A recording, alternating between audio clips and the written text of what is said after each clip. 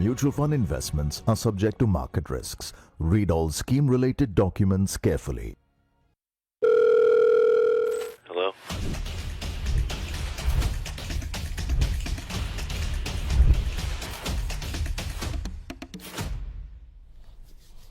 नमस्कार, आभार, अभिनंदन, स्वागत आप सभी का 1.25 लाख में। 1.25 लाख में पहला सवाल, बढ़ती गिरावट में कहां मिलेगा सहारा। 23,500 का लेवल जो है अब वो टूटने की कगार पे है। 23,550 टूटा, क्या 23,500 से रिवर्स होगा बाजार? क्या आज आएगी शॉर्ट कवरिंग या यहां से बढ़ेगी गिरावट?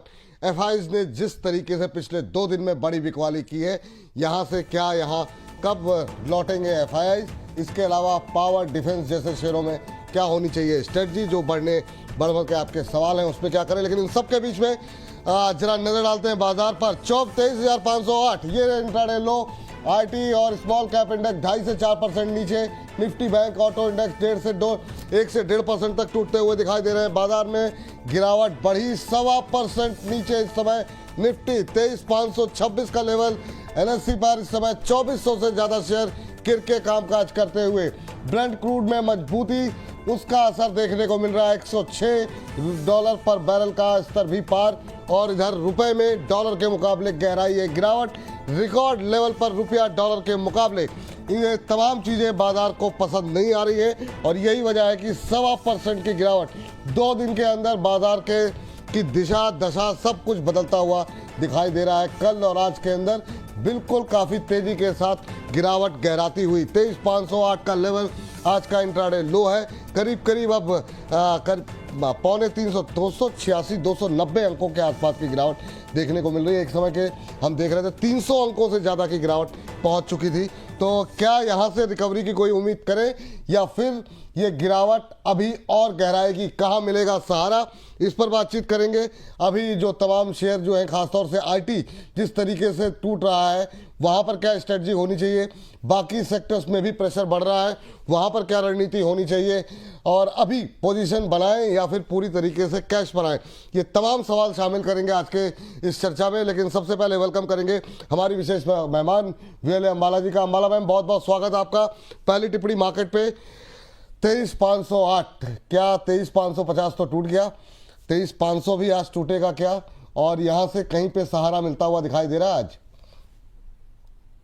Good afternoon Vipul ji and all viewers. और सहारा तो नहीं है, क्योंकि हम बातचीत करते करते आ ही रहे थे कि पहले हमने 23,650 के सपोर्ट की बात की। जब ऊपर क्लोजिंग हो गई तो बताया था कि लॉन्ग व्यू 23,800 के स्टॉप लॉस के साथ रखे। वो ब्रिज कल ही हो चुका है।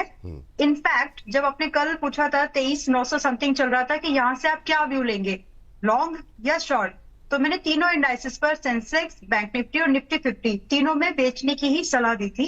निफ्टी में वो पहला टारगेट आ गया, बैंक निफ्टी में भी आ गया है। And now the price structure बता रहा है कि जो गैप हुआ था प्राइस में, सबको दिख जाएगा जो लोग चार्ट है जिनके सामने, वो गैप भरेगा। एंड उस गैप के भरते भरते कुछ अगर पॉजिटिव ट्रिगर नहीं आया तो जो पुराना सपोर्ट हमारा बना हुआ है, जिसके लिए हम बोल रहे थे कि अगर खराब सिचुएशन में अगर ये वापस आता है तो वहां पर 30% एक्सपोजर पर एवरेजिंग करना वो आएगा। और यही प्राइस की चाल है फिलहाल के लिए। तो जो दिख रहा है उसको ट्रेड कर लो, उसके हिसाब से अपनी प्लानिंग कर लीजिए। मार्केट में जिद नहीं करते। Let me put it this way, दुनिया में सबसे महंगी जिद ही है। और वो जिद अगर आपने अपने पैसे के साथ की, मार्केट के ट्रेंड के साथ की, सेंटिमेंट्स के साथ की, मार्केट का कुछ नहीं जाता लेकिन आपका जाएगा। So please be cautious. 3 sectors ऐसे जरूर हैं विपुल जी जहां पर प्रॉफिट बुक करना चाहिए, या फिर कम से कम आधा तो प्रॉफिट बुक करना ही चाहिए, या फिर ऐसे भी कह ले कि एक्सपोजर आधा कर ले। वो 3 सेक्टर्स हैं, डिफेंस, एनर्जी एंड एक और सेक्टर है आपका केमिकल। ऑटो आपकी मर्जी है, आप करना चाहे तो करें, ऑटो में उतना बड़ा मूवमेंट अभी आया नहीं है। लेकिन डिफेंस, केमिकल एंड एनर्जी, ये 3 ऐसे सेक्टर्स हैं जहां पर पोजीशन हल्की करके चलो। सेंटिमेंट सिर्फ प्रॉफिट बुकिंग वाले शॉर्ट टर्म के हैं, लॉन्ग टर्म के ट्रेंड पर कोई बदलाव नहीं है। So don't get confused. जब मैं शॉर्ट टर्म की बात कर रही हूँ तो वहां पर आधी बुकिंग की बात कर रही हूँ, लॉन्ग टर्म के ट्रेंड पे कोई बदलाव नहीं है। तो आपके नजरिया, आपका कितने दिन का व्यू था, उसके हिसाब से डिसीजन लीजिएगा। फिर ये ना कहना कि 10% कोई स्टॉक टूट गया, आपने तो ऐसे बोला था। Be wise, with your decision, because पैसा आपका है। पैसा आपका है। वो आपने जो डायलॉग बोला वो बड़ा शानदार था, इसमें तेरा घाटा बाजार का कुछ नहीं जाता। तो वो जो अभी आपने बोला ना, इसमें बाजार का कुछ नहीं जाता, इसमें लोगों का घाटा है। वाह। तो एक्चुअली बाजार अपनी चाल चलेगा, आपको कुछ सिम्टम्स दिखाएगा, उसके हिसाब से वापस अपने रुख को बदलाव कर लेगा जैसे इसको कुछ पॉजिटिव मिला। फिलहाल जिद ना करें, मेरा सिर्फ उतना ही कहना है। जब सपोर्ट टूटा है तो आप चाह के भी ना, तो आपकी उतनी क्षमता है और ना ही मेरी कि मैं सपोर्ट को ऊपर ले जा करके शिफ्ट कर दूं, मेरी तो नहीं है। So please don't be arrogant with market. जैसा है उसके साथ अपने आप को, पानी का बहाव है वैसे बह जाओ तो सेफ रहोगे। चलिए, पानी के साथ बहते जाइए।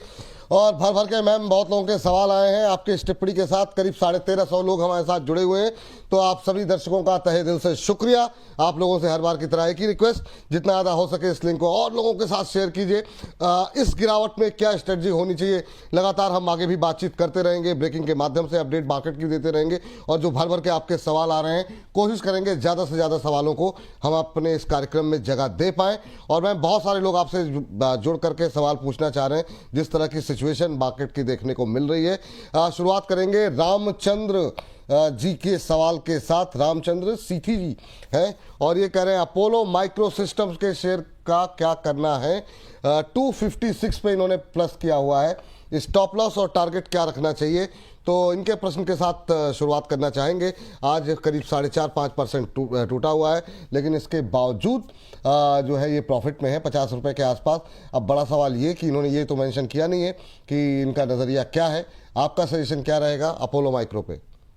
मैं देखिए, लॉन्ग टर्म वाले भी हैं या शॉर्ट टर्म व्यू है तो प्लीज 280 पर अपना ट्रेलिंग लगाइए ताकि थोड़ा ही सही प्रॉफिट आए। आपके पास कुशन है, अगर कुशन नहीं होता तो मैं एग्जिट की सलाह दे देती, बिकॉज मुझे लग रहा है कि ये स्टॉक अभी 270 वगैरह एक बार आएगा और वहां पर दोबारा असेसमेंट होगा री एंट्रीज के लिए। तो फिलहाल के लिए आपके पास प्रॉफिट है, इसीलिए 280 का ट्रेडिंग लगा करके ही होल्ड करें। डिफेंस इंडेक्स पर आपको इनसाइट मिल जाएंगे, थोड़ा प्रॉफिट बुकिंग आएगी, इसीलिए ट्रेलिंग के साथ ही होल्ड करो। बाद में कंफ्यूज नहीं होना है। इसके साथ साथ आपको 350 के टारगेट की एक्सपेक्टेशन रख सकते हो, लेकिन प्रोबेबिलिटी है कि पहले ट्रेलिंग ट्रिगर हो जाएगी। ठीक, तो एक बार के लिए या तो 280 का ट्रेलिंग स्टॉप लॉस रखें या एक बार प्रॉफिट बुक कर लें, फिर नीचे आने पर खरीद लें। यस, ठीक, शॉर्ट टर्म वाले बिल्कुल। हाँ बिल्कुल। तो रामचंद जी, पैसे आते रहे तो फिर ठीक है ना, नीचे आएगा, बाजार का सेंटिमेंट थोड़ा खराब है तो फिर देखा जाएगा, आगे लेवल्स बताए जाएंगे आपको। चलिए प्रकाश जी का प्रश्न ले लेते हैं। प्रकाश जी का सवाल है, गुड आफ्टरनून मैम, क्या IRFC में फ्रेश बाइंग कर सकते हैं करंट लेवल पे? तो मैम आपने जो अभी 4 सेक्टर बताए हैं जिनमें अभी शॉर्ट टर्म में थोड़ा प्रेशर देखने को मिल सकता है, उसमें रेलवे का जिक्र नहीं है, तो 100 रुपये पे आ गया IRFC, फ्रेश एंट्री करना चाह रहे हैं, क्या करें या अभी छोड़ दें? देखिए, बिल्कुल खरीदा नहीं है तो छोड़ दीजिए। मुझे लग रहा है कि 95 का जो स्टॉप लॉस दिया हुआ है ऑलरेडी, वो ट्रिगर्ड हो सकता है, तो फ्रेश एंट्री आज मत करो। जो भी लोग हैं देखेंगे, अगर इसने वापस से ब्रेकआउट किया तो देखते हैं। फिलहाल जो पहले से एंटर्ड है वो 95 का स्टॉप लॉस मेंटेन करके ही उसको होल्ड करो प्लीज। तो फिलहाल आज एंट्री मत करिए। उसका रीजन मैं बता देती हूँ विपुल जी। ऐसा नहीं है कि सेक्टर में दम नहीं है, गेहूं के साथ घुन भी पिसता, ये कहावत बार बार स्टॉक मार्केट में बार बार दिख जाती है, क्योंकि जब ब्रॉडर मार्केट के सेंटीमेंट खराब होते हैं तो वो सबको लेकर चलती है। यहाँ पर कुछ भी नया ऐसा नहीं था विपुल जी। हमने मार्केट के बारे में थोड़ा सा डिस्कशन कर देती हूँ। कुछ नया नहीं है जिसमें कि क्रूड महंगा नहीं होगा, पता था। ट्रेड डेफिसिट बढ़ जाएगा, बार बार तो बोल रही हूँ, फिस्कल डेफिसिट, ट्रेड डेफिसिट, तब सबको सिर्फ ये वर्ड्स लग रहे थे, अब दिख रहा होगा। तो ये सारे FIIs आउटफ्लो कंटिन्यू करेंगे। 5-6 ऐसी चीजें थी जो लगातार हम बोलते आ रहे थे, वो सब पता था मार्केट को। नया क्या हुआ जिसकी वजह से सब कुछ बदलती जा रही है?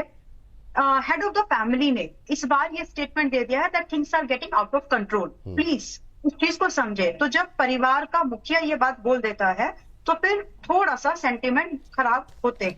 हमारे परिवार के मुखिया, आपको पता है, देश को चलाने वाले मिस्टर प्राइम मिनिस्टर, उन्होंने बोला है कि सिचुएशन अच्छी नहीं है। बाकी मार्केट अभी तक लग रहा था they will control it, but things are getting out of control. तो उसी चीज की वजह से जो असेसमेंट है डाउन साइड की और खुल जाती है, पक्की सी हो जाती है।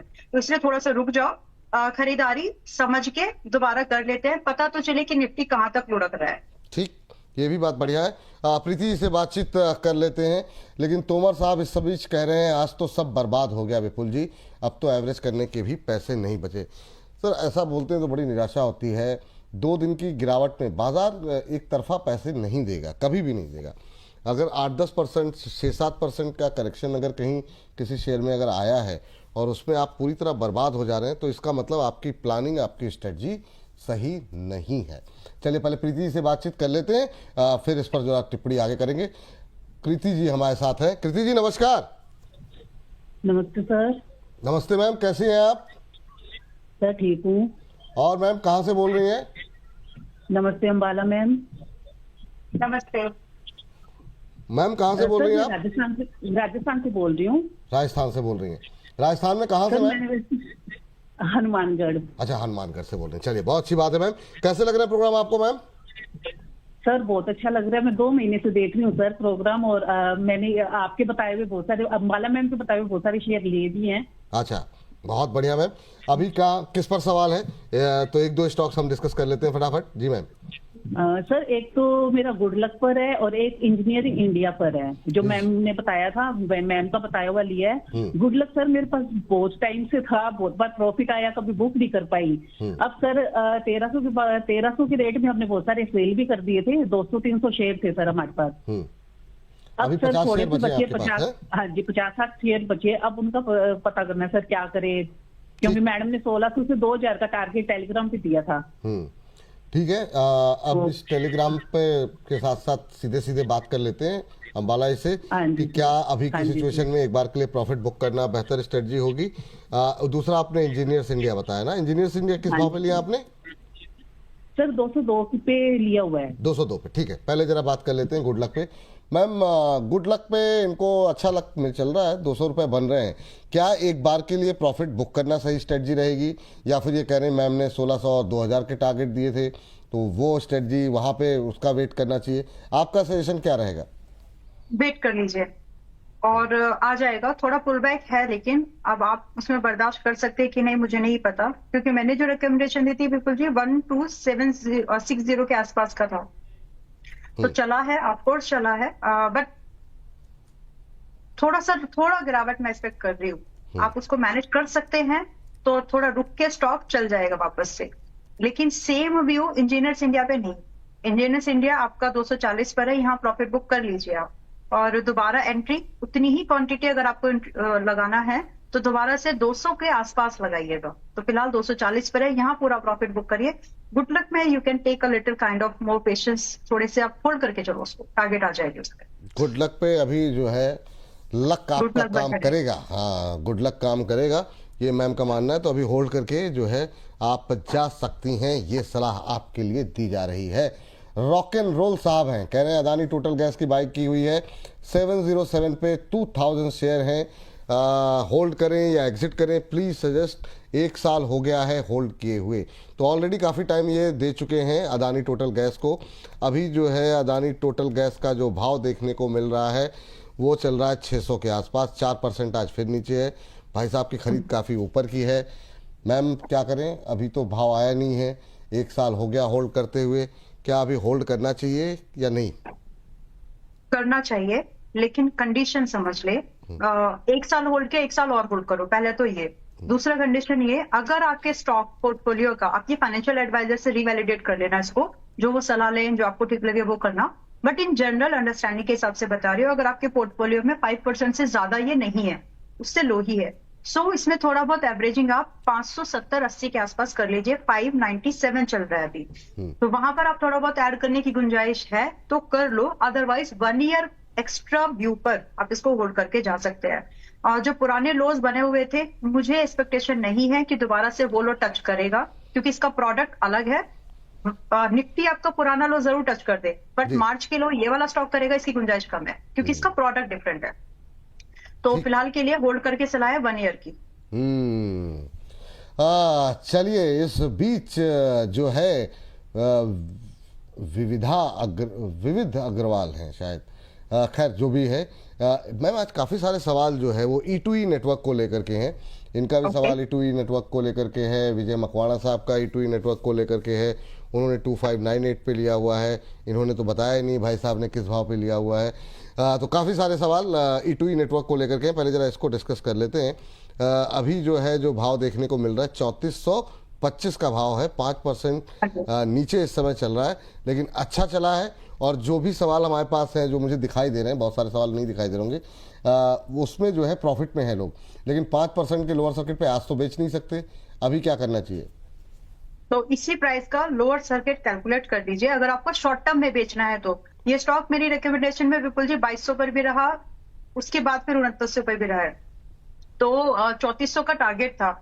इनकेस आपने बुक नहीं किया है तो अभी जो 5% का जो सर्किट लगा है, इसमें सर्किट पे ही काम होगा आपका, क्योंकि स्टॉक ही वैसा है। तो उस पर 5% कैलकुलेट करिए, -5%, और अपना अगर आपको एग्जिट चाहिए तो बता रही हूँ मैं, तो आप उसको कैलकुलेट करिए और अपना एग्जिट लगा के जीटीटी ऑर्डर लगा के रखिएगा। सिमिलरली अगर आप इसको होल्ड करना चाहते हैं तो कोई प्रॉब्लम नहीं है। डर लग रहा है इसीलिए ये वाली बात बोली है, बाकी डरने की मुझे जरूरत नहीं लग रही कि आपको डरना चाहिए। 3400 रुपए के ऊपर ही चल रहा है, आपको प्रॉफिट बुकिंग का मौका मिला था, नहीं किया तो अभी होल्ड कर लो, स्टॉक में दम है। देखिए गिरेगा सब कुछ, लेकिन गिर के क्या संभल सकता है बाद में जल्दी, वो आपको ढूंढना है इस मार्केट में। E2E उसमें से एक, तो आप इसको होल्ड करके जा सकते हो। चलिए इसको होल्ड करके जा सकते हैं, ये बात यहाँ पर निकल करके आई है। और इन सब के बीच में अभिमन्यु कुमार जी हैं, अभिमन्यु जी कह रहे हैं ग्रो अभी एवरेज कर सकते हैं क्या? ग्रो को लेकर के और भी बहुत सारे सवाल थे, कुछ फ्रेश एंट्री वाले भी थे, सुबह भी हम लोगों ने बातचीत की, आज खबर भी है इस पर, इसको खबरों के खेल में भी आपके साथ हम डिस्कस करेंगे आगे चल करके। लेकिन ग्रो अभी क्या करना चाहिए? जो बड़ी ब्लॉक डील हुई है उसके बाद 4.25% की गिरावट देखने को मिल रही है। हालांकि अच्छी बात यह है लोअर लेवल से रिकवर हुआ है, लेकिन फिर भी 4-4.25% नीचे है। क्या करें मैम, एवरेज करने के लिए क्या ये लेवल सही है या और नीचे आए तब एवरेज करें? इनकी बाइंग कितने की बताई विपुल जी इन्होंने? भाई साहब बहुत लोग ऐसे होते हैं वो बताते नहीं है, उनको लगता है कहीं ऐसा ना हो नजर लग जाए। अभिमन्यु जी भी ऐसे ही हैं, तो उन्होंने बताया नहीं है, कह रहे हैं बस खाली अभी एवरेज कर सकते हैं क्या? जी नहीं, क्योंकि हमें नहीं पता कि आपका भाव क्या है।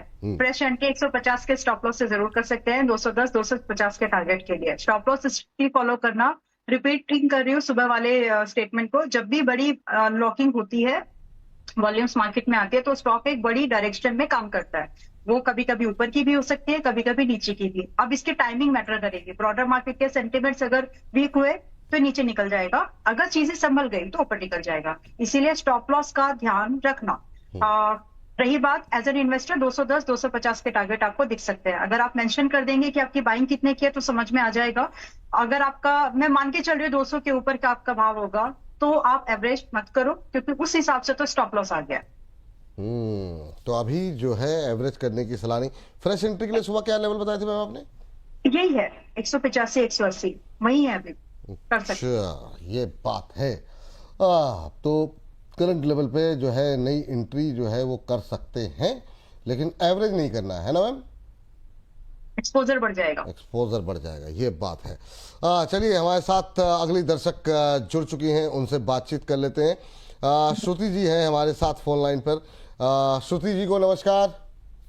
हेलो, हाय, नमस्ते सर, मैं आप लोगों की बहुत बड़ी फैन हूँ। अरे मैम थैंक यू मैम।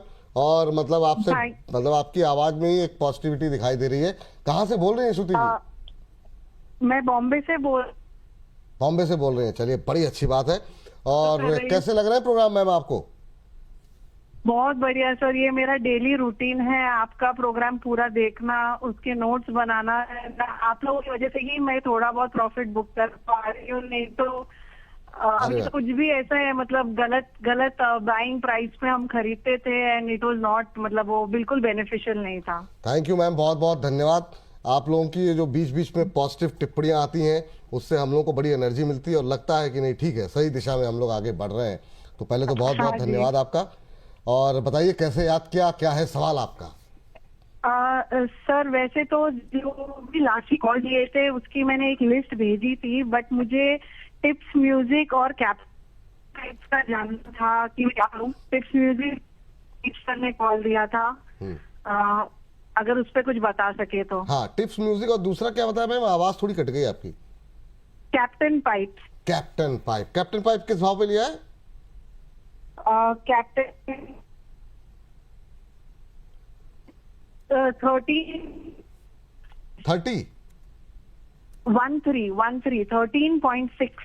13.6। चलिए ठीक है।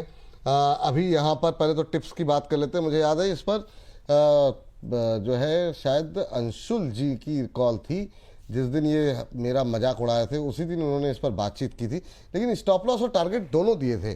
तो आप लोग थोड़ा सा, मतलब ये हमेशा सबसे ही निवेदन रहता है, अगर स्टॉप लॉस कट जाए तो छोड़ दिया कीजिए, है ना। वो 10 ट्रेड आ रही हैं, उसमें से अगर 2-3 के अगर कट भी गए तो भी नेट आप प्रॉफिट में रहेंगे। लेकिन ठीक है, अभी मैम जरा मैम से समझते हैं। मैम क्या करें? श्रुति जी का सवाल मुझे याद आ गया, उन्होंने लिखा था कि मैं लॉस नहीं बुक करना चाहती हूँ। तो पहले तो ये जो है ये जिद नहीं कर रहे, लेकिन श्रुति जी के लिए क्या सलाह रहेगी मैम? ओके, तो लॉस बुक नहीं करना चाहती विपुल जी, सबसे पहले यही कंसर्न है। जिद नहीं कर सकते, राइट? जो आया वो लेना पड़ेगा।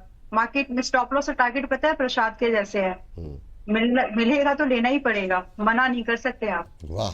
नहीं तो मंदिर से बाहर का दरवाजा दिखा दिया जाएगा, और ये मंदिर स्टॉक मार्केट है।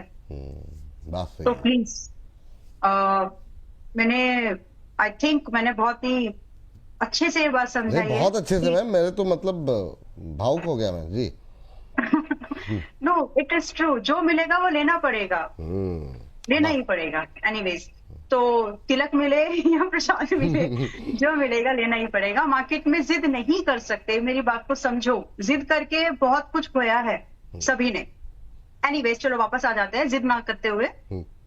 टिप्स में जो आपकी फिलहाल की जो स्टॉप लॉस आपकी होनी चाहिए, price flag and pole types के पैटर्न पर है, 220 डेज के मूविंग एवरेज, ये सब चीज आप प्राइस चार्ट देखोगे समझ में आ जाएगा। So you got to maintain a stop loss at 615, अभी 647 पे चल रहा है। With this you can expect target like 700 to 760, 707।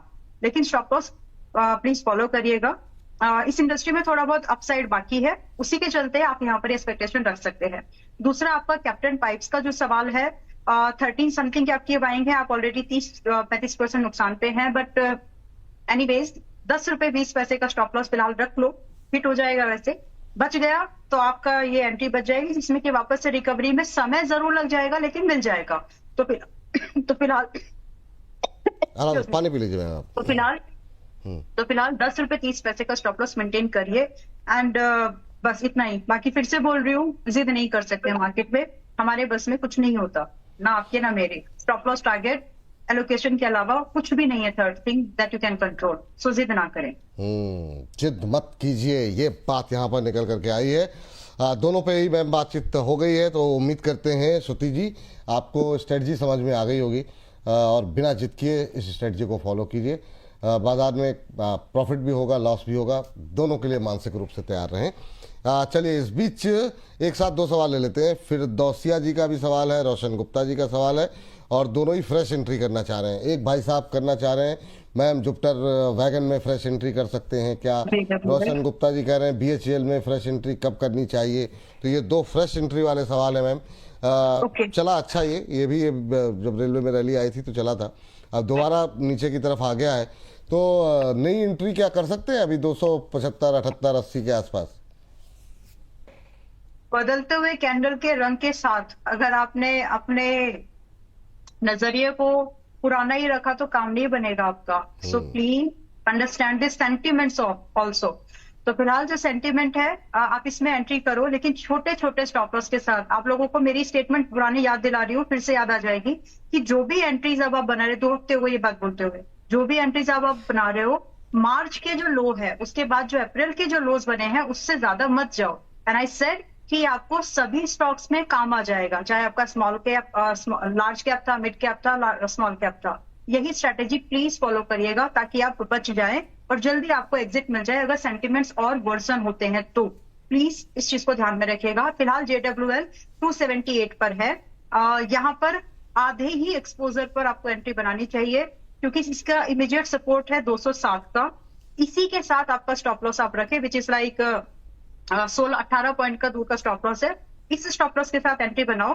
Further upside के लिए आप 330 से लेकर के काइंड ऑफ 400 शॉर्ट टर्म वाले टारगेट, बड़े टारगेट्स 500 तक है, उसकी एक्सपेक्टेशन आप रख सकते हैं, लेकिन स्टॉप लॉस इससे बड़ा नहीं करना। एंट्री बना के जा सकते हो। रिस्क कैलकुलेट कर लीजिए कितना हो रहा है, वो अगर वाइबल लगे लाइक 3.5% समथिंग होगा, नहीं 5% के आसपास जा रहा है। इट इज लाइक 6.5% आपका रिस्क है, मैनेज कर सकते हो तो एंट्री बना लो। दूसरा आपका BHEL जो कि अभी 398 पर चल रहा है। बिल्कुल जी, मुझे लगता है यहाँ पर आज नहीं एंट्री बनाइए, प्राइस अलर्ट लगा लो 350 के पास। 20 दिन के मूविंग एवरेज का एक एवरेज प्राइस आपको मिल जाएगा, 15% डिस्काउंट के बाद वहां एंट्री बना सकते हैं, नॉट टुडे।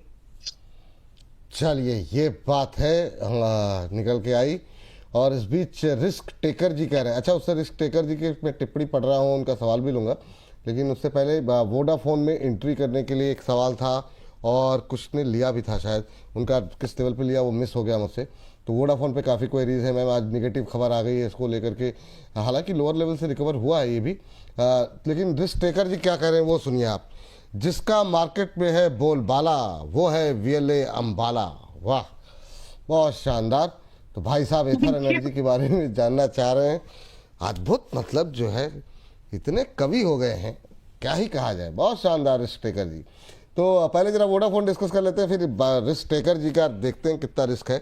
लेकिन पहले जरा बताइए वोडाफोन में आप क्या करें, उनके लिए भी जो लोग अभी कल परसों में एंट्री ली है जिन्होंने, और उनके लिए भी जो कि अभी नई एंट्री के लिए आपसे सवाल पूछ रहे हैं कि किस लेवल पे एंट्री करनी चाहिए। 1185 ये है करंट लेवल, 12-11 का आज का इंट्राडे हाई है, अभी क्या करना चाहिए? ठीक है, देखो बैंकिंग में बहुत ज्यादा स्टॉक्स अभी है नहीं एंट्री लायक, कुछ एक ही है, सेंट्रल बैंक, आइडिया। बैंकिंग पे सवाल नहीं है, सॉरी मैं, ठीक है, आज I beg your pardon। पानी पी लीजिए मैम। आइडिया पे वापस आ जाती हूँ, मैंने एक्चुअली इधर यस बैंक पे लगा के रखा था, सॉरी। तो बहुत ज्यादा स्टॉक्स अभी, वैसे भी इसी में वापस आ रही हूँ, 11.86 पर है, सॉरी अद्भुत है ये तो, 11.6 पर है, 86 पर अभी है, प्लीज। और यहाँ पर जितनी भी आपकी पुरानी एंट्रीज हैं, अपने फर्स्ट ऑफ ऑल आपको जो करना है वो अपने स्टॉप लॉस को ट्रेल कर ले। पहले स्टॉप लॉस आपका 10 रुपए समथिंग था, नोट पे 70 पैसे था, अब आप उसको फिर 10 रुपए किया, अब आप उसको 10 रुपीज 50 पैसे पर कर लीजिएगा। एंट्री बनाई जा सकती है अभी भी। टारगेट जो आपके यहाँ से होंगे, देखिए फर्स्ट टारगेट पर आपका रिस्क रिवॉर्ड मैच नहीं करेगा, सो इस फर्स्ट टारगेट को, क्योंकि आप लेट एंट्री कर रहे हैं, तो फर्स्ट टारगेट को ट्रेलिंग के लिए यूज करें। तो पहला टारगेट यहाँ पर 13 है, जिनकी पहली एंट्री वो चाहे बुक करे, लेकिन ट्रेलिंग के लिए जो आप एंट्री कर रहे हैं वो ट्रेलिंग के लिए यूज करना। तो 13, 15 एंड 18 ये 3 टारगेट्स के लिए इसमें आज भी एंट्री बनाई जा सकती है। स्टॉप लॉस प्लीज 10.5 रुपए से नीचे ना रखें, क्योंकि अगर 10.5 रुपए टूट रहा है, इसका मतलब इसको वापस से 9 रुपए 70 पैसे वगैरह जाना है, तो बीच में ही अपने एग्जिट को प्लान कर लीजिएगा। बस हाँ, चलिए, ये बात यहाँ पर निकल करके आई है। तो मैम हुआ क्या था ये तो बताइए थोड़ा सा। थोड़ा सा प्लीज। चलिए ठीक है, यस बैंक पे एक्चुअली लगा के रखना था, तो कोई बात नहीं, होता है, बड़े बड़े शोज में छोटी छोटी बातें होती रहती हैं। यस बैंक पे आप कुछ कह रही थी तो कंप्लीट ही कर लीजिए वो बात। हाँ, तो यस बैंक पर एक्चुअली मेरे सामने एक सवाल आ गया था, तो मैं उसी में 2 चीज हो गई एक साथ, इसलिए please don't take it that way. Yes Bank अभी 22 रुपए समथिंग पे चल रहा है, 22 रुपए 22 पैसे पर। फ्रेश एंट्री के बारे में सवाल आया था मेरे पास भी, वो हो गया।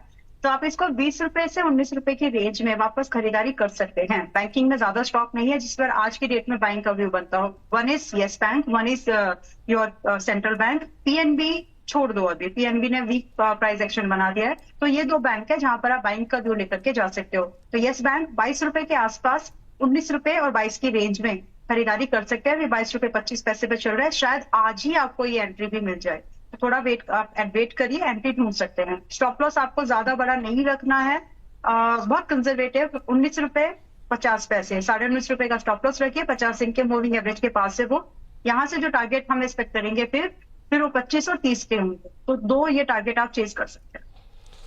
अच्छा ठीक, और वो जो भाई साहब बोल रहे थे मार्केट में है जिनका बोलबाला वो है VLA अंबाला, एथर एनर्जी को लेकर के जानना चाह रहे थे, वो आपका व्यू 949 पे प्लस किया हुआ है इन्होंने एथर को लेकर के। और हम लोग लगातार जिस तरीके से PM की तरफ से अपील हुई है मैम, उसके बाद क्या आपको लग रहा है अभी इस सेक्टर और इस थीम में दम बाकी है और अभी यहाँ पर और तेज़ी बाकी है? और चूंकि हम एथर की बात कर रहे हैं तो साथ में फिर ओला भी पकड़ ही लेंगे, दोनों को ही लेकर के, क्योंकि इस सेक्टर में ज़्यादा मतलब शेयर्स है नहीं, बाकी सब 4 व्हीलर वाले हो जाएंगे। 2 व्हीलर में ये एथर और ओला है, क्या करें एथर में अभी? तो एथर में देखिए, पहले मैं डिस्क्लोजर दे देती हूँ, पुरानी बाइंग तो 450 समथिंग वो जाने देते हैं, बट अभी हाल फिलहाल हमने इसको 750 पे भी मेंबर्स को दिया है, और उसके बाद 830 एंड सो ऑन बड़े टारगेट से वो अभी इंटैक्टेड है, पहला आ गया है, दूसरा बाकी अभी बाकी है, दूसरे तीसरे फोर्थ। तो फिलहाल के लिए जो आपने सवाल पूछा ना विपुल जी, वो ज्यादा इंपॉर्टेंट है। पहली बात तो मुझे हर बार भाव बता देता है कि कुछ तो है और कुछ तो होने वाला है। इसीलिए आप देखेंगे एनर्जी के स्टॉक धीरे धीरे चल पड़े थे, कब से 3 महीने 2.5 महीने हो चुके चल रहे हैं, जो भी नॉन रिन्यूएबल वाली चीजें थी। अब जब चीजें बिल्कुल सामने आ गई है तो ये स्टॉक सुस्ता रहे हैं। सो हेंस प्रूफ प्राइस पहले चलता है, रिएक्ट करता है, न्यूज थोड़ी बाद में आती है। एनीवेज अभी जो आउटलुक है, अब न्यूज का जो इम्पैक्ट है ये बड़ा है, तो हम ये मान के चल रहे हैं कि ये वाला जो सेक्टर का जो इंडस्ट्री की जो डिमांड है वो और बढ़ेगी। So when you are an investor, आपको बिल्कुल डरने की जरूरत नहीं है, क्योंकि डिमांड ये पुश्ड डिमांड है। मतलब ऐसा नहीं कि लेना है तो ले लो, नहीं है। It is like you have to shift, please mark my word. तो ये मजबूरी सामने बन के आ रही है। तो मार्केट में बहुत ज्यादा ऑप्शंस है नहीं, ओला इलेक्ट्रिक हो गया, एथरन हो गया, एथर हो गया, देन आपका टीवीएस है। तो when you are looking for the two wheeler EV segment, ये 2-3 कंपनी सामने आएगी। मार्केट साइज बहुत बड़ा है एंड एक डिमांड बढ़ने वाली है, number of unit sales increase होंगे ही होंगे। तो आप इसमें एज एन इन्वेस्टर तो बने रहो। बाकी अगर आप एक ट्रेडर हो और आपने छोटे टर्म के लिए आपने एक स्टॉप लॉस आप ढूंढ रहे हो, तो 860 इज मोर देन इनफ। रही बात टारगेट्स, तो पूरे सिनेरियोज को आज की डेट में जब हम दोबारा एसेस कर रहे हैं 12 मई 2026 में, एथर आपका चल रहा है 934 पर। कम से कम आपके टारगेट 1200-1500 के हैं। अगर आप वो देखना चाहते हो, you have to be invested, आपको इन्वेस्टेड रहना पड़ेगा। ऊपर से छोटे स्टॉप लॉस में बात होगी नहीं, क्योंकि टारगेट ही पहले टारगेट लाइक 35% का है। तो आपको थोड़ा सा रिस्क रिवॉर्ड मैनेज करना है, क्वांटिटी हिसाब से देख लो कितना मैनेज कर सकते हो। बाकी काउंटर बाय एंड होल्ड करके रखने लायक है। स्टॉप लॉस शॉर्ट टर्म वालों का 860 है, और वही जो 1200 से 1500 देख रहे हैं उनके लिए भी सेम। चलिए मैम, वो ओला भी देख लीजिए ना, ओला का लेवल क्या बताएंगे, क्योंकि ये अभी हमारे जी कंप्लीट कर लीजिए, फिर बताते हैं जी। बोलिए। नहीं, वो एक दर्शक भी और भी हैं, रजनीश भागरी साहब है, कह रहे हैं ओला का कुछ बताओ जी, तो हमने कहा बता देते हैं इनको भी जी। 30 रुपए का स्टॉप लॉस, 35 रुपए, ठीक है, 35 रुपए 50 पैसे पर चल रहा है, बाय कर लो। स्टॉप लॉस 30 रुपीज का ही रखिएगा। और कितना परसेंट लॉस है रुपए से नहीं समझ में आता, 12-12.5% का लॉस है। अगर आप ये एक्सेप्ट कर सकते हैं तो आज बाय करिए, बिकॉज जो टारगेट अब सेक्टर के बारे में बात कर चुके हैं, दोबारा उस चीज पे डिटेल एक्सप्लेनेशन नहीं लेंगे, लेकिन 50 से 60 रुपए के टारगेट आप देख सकते हैं। इसके बाद के टारगेट इन्वेस्टर्स की बात होगी। फिलहाल के लिए ये छोटा सा स्टॉप लॉस 50 से 60 के टारगेट के लिए एंट्री ओला में बनाई जा सकती है। ये बात यहाँ पर निकल करके आई है। हमारे एक दर्शक हैं, उनका सवाल लेते हैं, नरेंद्र तलवार साहब। और तलवार साहब जो है लगातार पूछ रहे हैं मुंजाल ऑटो के बारे में, और इन्होंने 94 के भाव पर लिए हुए हैं मुंजाल ऑटो के शेयर। 1000 शेयर इनके पास हैं। इस थीम में भी अच्छा मोमेंटम रहा ऑटो इंसलरी की। अभी जो है भाव देखने को मिल रहा है वो 89 का है, 4-5 रुपए के नुकसान में है। और वही नुकसान है इनका जो आज की गिरावट है, 5% के आसपास की गिरावट आज देखने को मिल रही है। एक महीने में 14-15% चला और फिर ये करेक्शन। क्या करें मैम, 4-5 रुपए के नुकसान पे अभी वेट करें? मुंजाल ऑटो कल रिकमेंड किया था विपुल जी 84-85 के प्राइस पॉइंट के पास में जी। कल 90 के आसपास था, सॉरी। तो आपकी बाइंग के पास ही है, 100 रुपए से लेकर के जहां तक मुझे याद आ रहा है, मैंने आपको थोड़े बड़े ही टारगेट दिए थे, 100, 125 ने 150 ऑल्सो। वो पॉसिबल है, थोड़ा बहुत डिपेंड। देखिए, काउंटर पर हाथ रखने से पहले देख लो कि काउंटर कैसा है। अगर किसी की चाल ही ऐसी है कि वो उछलते कूदते बड़े लंबी छलांगे लगाते हैं, मतलब प्राइस, तो आपको ये एक्सपेक्ट करना है कि अभी ये स्टॉक जब एक दिन में 20% तक जा सकता है, तो एक दिन में 20% वापस भी आ सकता है। अभी तो सिर्फ 5% ही हुआ है। सो डरो मत। स्टॉक ऐसे में करना क्या होता है कि अपनी कैलकुलेशन इस तरह से बैठाइए कि आपका रिस्क रिवॉर्ड मैनेज हो जाए, बस इतना ही करना होता है, इससे ज्यादा कुछ नहीं। फिलहाल के लिए आप होल्ड करके जाइए। टारगेट जो है अभी इंटैक्टेड है। स्टॉप लॉस जो आप लोगों को दिया गया है, मेरे जहां तक मुझे याद है 70 का था। स्टॉप लॉस 70 नहीं चलेगा अभी, आप यहाँ पर स्टॉप लॉस छोटा कर ले, 76 इज मोर देन इनफ, तो होल्ड करके जा सकते हैं आप। चलिए, ये बात मुंजाल ऑटो को लेकर के निकल करके आई है। और इन सब के बीच में हमारे एक दर्शक ने हमें धनराशि भेजी है, और धनराशि भेज करके वो जानना चाह रहे हैं इरेडा में क्या करें। 138 पे बाय किया हुआ उन्होंने, अब 138 पे जिसकी खरीद है इरेडा की, जो पीछे पावर में दोबारा जो रिवर्सल आ रहा है, अब ये ऊपर से फिर से फिसलने लगा मैम। क्या करें? 138 की बाइंग है, 12-13 रुपए तो इनके नुकसान में आ चुके हैं। और इन्होंने जो सवाल भेजा है उसमें लिखा है फॉर शॉर्ट टर्म। अब शॉर्ट टर्म के साथ समस्या ये है कि अगर आप कह रही हैं कि एनर्जी से दूरी बनाएं तो क्या करें भाई साहब? क्या इनको अपना नज़रिया बढ़ाना चाहिए? नजरिया बढ़ाना चाहिए, बट ये बढ़ाएंगे नहीं विपुल जी, क्योंकि इनकी एंट्री और इनका टारगेट जो इनका सवाल आ गया वो भी पैसे देकर सवाल आया। तो हम कहीं ना कहीं ये समझ सकते हैं कि इन्वेस्टमेंट नहीं चाहते, इसमें मोमेंटम चेज कर रहे हैं। तो जो स्टॉप लॉस है 120 रुपए का ही स्टॉप लॉस आपको यहाँ रखना है। ब्रीच हो जाए पीछे मुड़ के ना देखे, दोबारा कब खरीदना है, किस भाव पर खरीदना है वो देखेंगे, क्योंकि एनर्जी में प्रॉफिट बुकिंग तो आएगी, ये पक्की पक्की बात लग रही है। इसीलिए जिस भी एनर्जी स्टॉक में आपको प्रॉफिट नहीं है वहां पर आपका स्टॉप लॉस, और जिसमें प्रॉफिट आपको ऑलरेडी हो रहा है वहां पर आपका ट्रेलिंग बहुत इंपॉर्टेंट है अभी के लिए। चलिए, ये बात है यहाँ पर। और इन सब के बीच में हमारे साथ रीना जी जुड़ चुकी हैं और रीना जी से बातचीत करें। उस बीच हमारे साथ करीब 2200 लोग इस समय लाइव जुड़े हुए हैं। तो आप सभी दर्शकों का तहे दिल से शुक्रिया। और एक बार एक ही रिक्वेस्ट रहती है आप लोगों से, जितना ज़्यादा हो सके लिंक को और लोगों तक पहुंचाएं, कार्यक्रम को और लोगों तक पहुंचाएं।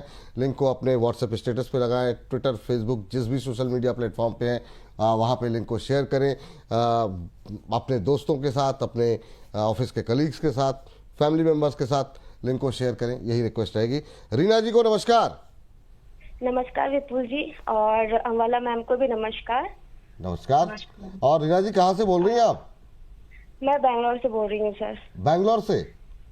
जी हाँ। अच्छा, चलिए। और मैं आपकी शो रोज देखती हूँ, जिससे मुझे तो बहुत प्रॉफिट होती है, और खास करके अम्बाला मैम के रिकमेंडेड जितने भी स्टॉक्स रहते हैं उनसे मुझे अच्छी प्रॉफिट हो जाती है। वाह, बहुत अच्छी मैम। Thanks Ambala ma'am. हाँ, अम्बाला मैम की जय जयकार हो।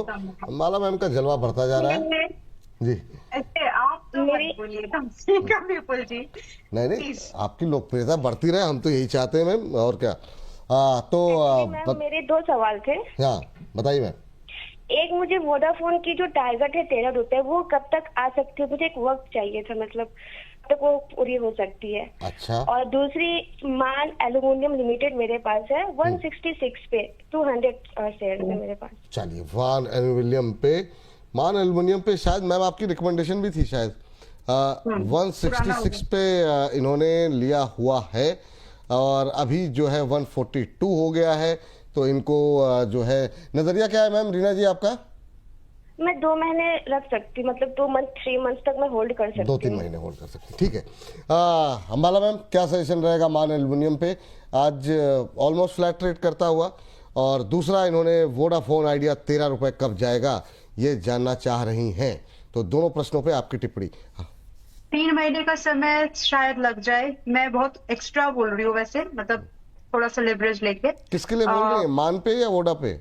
वोडाफोन आइडिया 11.80 पे चल रहा है। 3 महीने मैक्सिमम, 3 नहीं लगेंगे। एक बार निकला तो 1 दिन का काम है वैसे वो उसका, बट स्टिल थोड़ा सा ओवरऑल सब सेंटिमेंट्स को समझते हुए स्टॉक सभी इंडेक्सेस को आप 3 महीने मान के चले। बस इससे ज्यादा अगर आपका 13 का ही टारगेट है तो फिर जल्दी आ जाए तो निकल जाइएगा, ठीक है।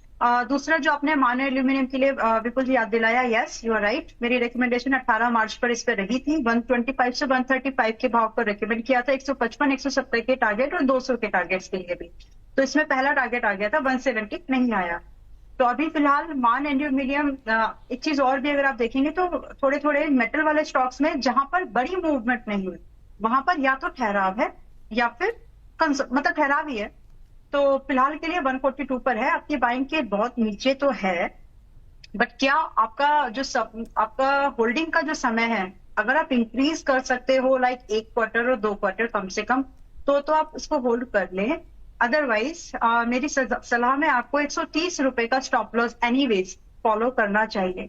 तो 130 रुपए का स्टॉप लॉस के साथ 1 से 2 क्वार्टर और देखो इसको 170 से 200 के बीच का टारगेट आ जाने चाहिए। अदरवाइज स्टॉप लॉस जो है 130 वो ट्रिगर हो जाए। चलिए, तो ये उम्मीद करते हैं कि मैम दोनों प्रश्नों पर ही आपको उत्तर मिल गया होगा। चलिए आगे बढ़ते हैं और अगली टिप्पणी पे बढ़ते हैं। नाल्को पे बहुत सारी क्वेरीज है हमारे पास कि नाल्को पे भी बताइए क्या करें। एक दर्शक की टिप्पणी यूट्यूब पे भी थी, हमारे व्हाट्सएप पे भी बहुत सारे सवाल आ रहे हैं। उनका भाव शायद 403 का था, हाँ 403 पे उन्होंने लिया हुआ था। अभी क्या करें मैम नाल्को पे? जो लोग भी 2, 4, 6 रुपए 10 रुपए के लॉस पे हैं, जो लोग खरीदना चाह रहे हैं, एल्यूमिनियम की ये तेजी, जो मेटल स्टॉक्स की तेजी है, वो अभी कंटिन्यू रहेगी? बिल्कुल जी, शॉर्ट टर्म में नहीं रहेगी, मतलब 2-1 हफ्ते के दायरे पर तो नहीं है। एज स्टार्टिंग में हम लोग एक बात बोल चुके हैं कि ट्रेंड में कोई बदलाव नहीं है, लॉन्ग टर्म ट्रेंड में, लेकिन शॉर्ट टर्म में प्रॉफिट बुकिंग आएगी। उसका रीजन ये नहीं है कि वीकनेस, इसका रीजन ये है कि स्टॉक अच्छे चले हैं और ब्रॉडर मार्केट से भी प्रेशर आएगा। So considering that, national aluminium में मेरी सलाह में आपको फ्रेश बाय, तो किसी जो सुन रहे हैं आप लोग फ्रेश बाय अभी ना ले, और अगर किसी के पास है तो प्लीज ट्रेलिंग का यूज जरूर कर ले। 12 मई 2026 में जब दोबारा बातचीत हो रही है तो 270 का ट्रेलिंग लेवल है जो आप लोगों को पुरानी बाइंग जिनकी है उसके साथ फॉलो करना चाहिए। It could be 400, it could be 200, 250, जो भी आपकी बाइंग है 370 का ट्रेलिंग लगा के ही चले, ताकि एक सेफ्टी गार्ड आपके पास में, सेफ गार्ड आपके सामने होना चाहिए। चलिए, तो ये बात है यहाँ पर नाको को लेकर के रोहित यादव जी भी जानना चाह रहे थे, तो रोहित जी आपका भी प्रश्न का उत्तर हो गया जी। एक आज निफ्टी की एक्सपायरी है बिल्कुल जी, एक ट्रेड है, अगर हाँ बिल्कुल बिल्कुल मैम, ट्रेड तो बिल्कुल बताइए जी मैम। तो 23,000 मैं हेज ही कर रही हूँ। 23,500 का पुट है जो 30 रुपए पर चल रहा है, और 23,550 का कॉल जो कि 15 से 20 रुपए की रेंज में चल रहा है। नेट जो हम पे करेंगे 45 से 50 ही पे करें, उससे ज्यादा नहीं। तो इसमें जो पॉसिबल टारगेट है, मुझे लगता है कि आपका 20 रुपए प्लस, मतलब 70 टोटल, 70, 85, 100, 120, ये टारगेट्स आपको इसमें दिख सकते हैं। समय जो है वो ध्यान में रखना, इस समय से ज्यादा होल्ड नहीं करना। 3 बजे तक आपको जो मिले वो लेकर के निकल जाए। ठीक, ये बात यहाँ पर निकल करके आई है।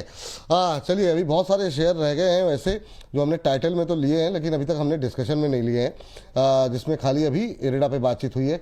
मैम, सुजलॉन पे काफ़ी क्वेरीज भी आई हैं, हमने टाइटल में भी लिया हुआ है, सुबह भी बातचीत हुई, लोग भी सवाल पूछ रहे हैं क्या करना चाहिए, ये नीचे आ रहा है, और कई तरह की टिप्पणियाँ आ रही हैं। 53 का लेवल भी तोड़ दिया, अब 52 रुपये पे ट्रेड कर रहा है, क्या ये दोबारा फिर 50 पे जाएगा क्या?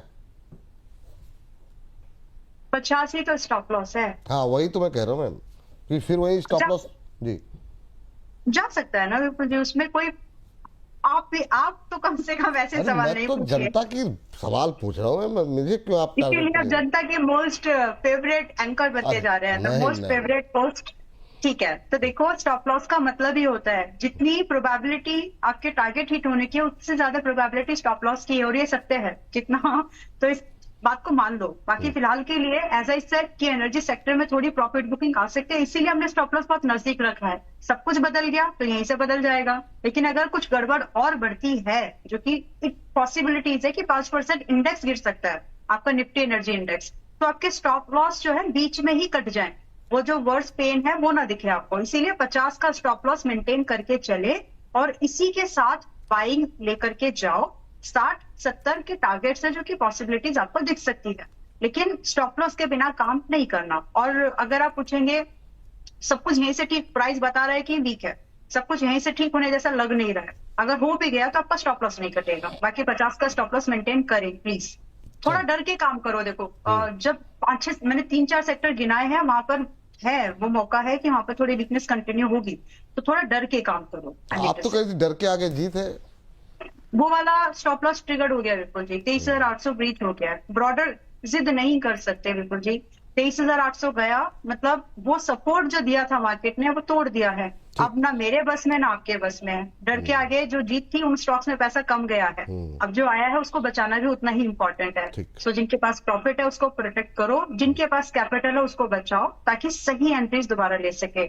मैं तो जिद नहीं करती और मैं जिद करना भी नहीं चाहूंगी। नहीं, मतलब ये अच्छी बात है, और बहुत कम महिलाएं ऐसी होती हैं जो जिद नहीं करती, आप उनमें से एक है, ये बड़ी अच्छी बात है। चलिए आगे बढ़ते हैं, और जो है अगली टिप्पणी, रिंकी जी हमारे साथ मौजूद हैं। रिंकी जी को नमस्कार। रिंकी जी नमस्कार। नमस्ते सर। नमस्ते रिंकी जी, कैसी हैं आप? मैं ठीक हूँ। कहाँ से बोल रही हैं रिंकी जी? मैं जलंधर से बोल रही हूँ। ओ, जलंधर से बोल रहे हैं, चलिए बड़ी शानदार जगह से बोल रही हैं। सत श्री अकाल रिंकी जी, और ये बताइए कैसे लग रहे हैं प्रोग्राम आपको? बहुत बढ़िया सर। चलिए, बहुत अच्छी बात है। ये बताइए क्या सवाल है आपका? सर मेरे पास वारी एनर्जी का कॉल ऑप्शन होल्ड है, तो जो आज की गिरावट हुई है उससे काफी लॉस शो कर रहा है, तो मुझे वही पूछना था कि इसमें अपसाइड पोटेंशियल है अभी, क्योंकि 26 मई की एक्सपायरी है। हो और ये आपने कौन सी कॉल ले रखी है मैम? मैंने 3300 का कॉल ऑप्शन लिया है, 86 के प्राइस पे लिया था। 3300 मैम, 3300 की कॉल ले रखी है इन्होंने। पहले तो जरा इनकी कॉल पे इनको राय दे दीजिए, क्योंकि 26 तारीख की एक्सपायरी है मंथली। और दूसरा, जो लोग कैश में लेकर के बैठे हैं वारी, उनको क्या करना चाहिए? दोनों लोगों के लिए आपकी राय जानना चाहेंगे। रिजल्ट्स के बाद तेजी से क्रैश हुआ है ये, अभी क्या करें? ओके, 3200 की बाइंग रही है मोस्ट रिसेंट वाली, तो उससे पहले वाली बात करने का मतलब नहीं है। फिलहाल वही एक्टिव है, पुराने वाला टारगेट आ चुका है। तो आप लोगों को जो स्टॉप लॉस दिया गया है, मुझे याद है 3100 का है, 39 पॉइंट्स अभी दूर है। वही स्टॉप लॉस आप चाहें तो प्लीज फॉलो करिएगा, क्योंकि इसको 3100 तोड़ना है। टारगेट आया है वैसे 3400 का टारगेट आ गया था, बिल्कुल जी, सॉरी। वेल, तो आगे का जो टारगेट, जो स्टॉप लॉस आपको फॉलो करना चाहिए, ऊपर जाके वापस 3100 आ रहा है, वही छोड़ दीजिएगा। वाओ, सो 3100 का स्टॉप लॉस मेंटेन करें, और यही आपके कॉल का भी ट्रेलिंग स्पॉट चार्ट के रेफरेंस पे स्टॉप लॉस होगा। मेरे ख्याल से आज या कल में ये ब्रीच भी हो जाने वाला है, तो अपनी कॉल आप वहीं पर छोड़ दे। दोबारा इसमें मूवमेंट अगर स्ट्रांग बनेगा, वो सिर्फ तब जब ये दोबारा से 3300 के ऊपर क्लोज होगा, क्योंकि वो इसके एवरेजेस हैं और पुराना रेजिस्टेंस लेवल भी है। तो वहां पर उसके बाद ब्रेकआउट होने के बाद ही कोई फर्दर अपसाइड मूवमेंट बन रही है, नॉट नाउ। ठीक, ये बात वारी एनर्जीज के लिए यहाँ पर निकल के आई है। आपने उनका ऑप्शन वाला सवाल भी ले लिया, मैं सुन नहीं पाया थोड़ा सा। yes. 3100 का ही स्टॉप लॉस स्पॉट चार्ट पर मेंटेन करें, ब्रीच हो जाए तो कॉल भी छोड़ दीजिएगा। चलिए ठीक है, तो सवाल ले लेते हैं। एक बैक बेंचर साहब का एक सवाल है, SJVN में बाय किया हुआ है इन्होंने 80 के लेवल पे। और रावत NR साहब का भी सवाल ले लेते हैं। कह रहे हैं मैं मिस्टर नवीन रावत देहरादून से बोल रहा हूँ, हमारे सवाल का जवाब कब दोगे? चलिए, तो बाकी तो नहीं, एक सवाल ले लेते हैं। NHPC 105 पे लिया हुआ है, SJVN 80 पे बैक बेंचर ने लिया हुआ है, NHPC 105 पे रावत साहब ने लिया हुआ है। ये दोनों ही कवर कर लेते हैं मैम एक साथ। बताइए मैम, क्या करने हैं अभी इन दोनों पे? दोनों पे हमारी कवरेज रही है छोटे शेयर में, अभी क्या करना चाहिए? दोनों ही काउंटर आप लोगों को याद होगा तो ये लॉन्ग टर्म इन्वेस्टमेंट वाले आइडियाज है। तो आपको अप्रोच इन स्टॉक्स में ट्रेड करने के लिए बार बार मना किया, ट्रेड मत करिए, इन्वेस्टमेंट की तरह ही देखिए। SJVN स्पेसिफिकली जो 75.32 पर अभी है, इसी रेंज के आसपास 76, 70 के आसपास इसमें रिकमेंडेशन चल भी रही है। पुरानी की बात अभी करेंगे नहीं, होने के लिए ज्यादा है नहीं इसमें, तो इसीलिए जितना आपके पास में है होल्ड करके जाएं। समय सीमा बढ़ा लीजिए प्लीज, समय लगेगा बट चलेंगे, क्योंकि एक्सप्लेन नहीं करी, कई बार कर चुकी हूँ। समय लगेगा बट चलेंगे, that's the only statement I could make here now. रही बात स्टॉप लॉस, नहीं चले तो स्टॉप लॉस आपका ज्यादा से ज्यादा 65 का, 67 था एक्चुअली, 67 का स्टॉप लॉस मेंटेन करिएगा।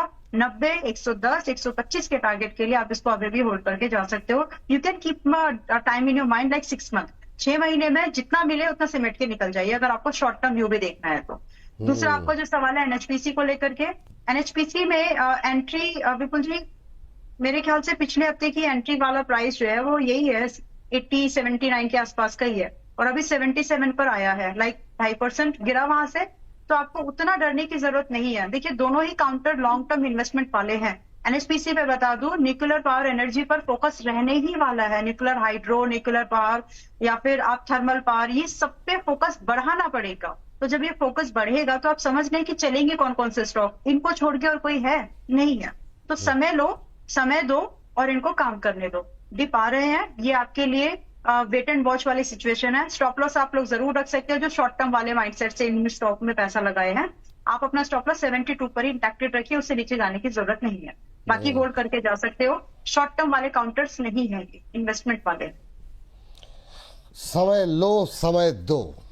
चाहे शेयर बाजार हो या रिश्ते, दोनों के लिए ही यही रणनीति जो है वाला मैम की तरफ से जो है सजाई गई है। चलिए, एक और दर्शक हमारे साथ जुड़ चुके हैं, रिया जी हैं दिल्ली से। रिया जी को नमस्कार। नमस्ते सर। प्रिया, माफ कीजिएगा जी, प्रिया जी नमस्ते। जी प्रिया जी, जी नमस्ते विपुल सर, अंबाला मैम को भी नमस्कार। नमस्ते मैम, नमस्ते। कैसी है मैम प्रिया जी आप?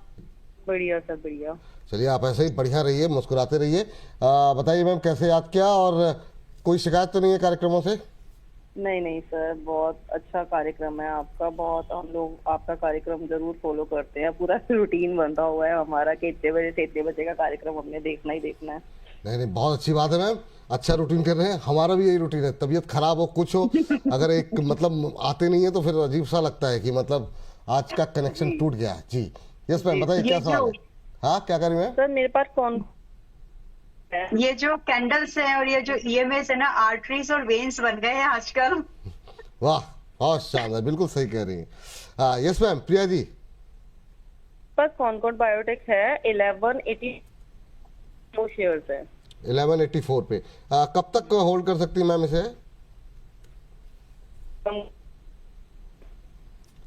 एक बार इसका स्टॉप लॉस वगैरह भी आना चाहता।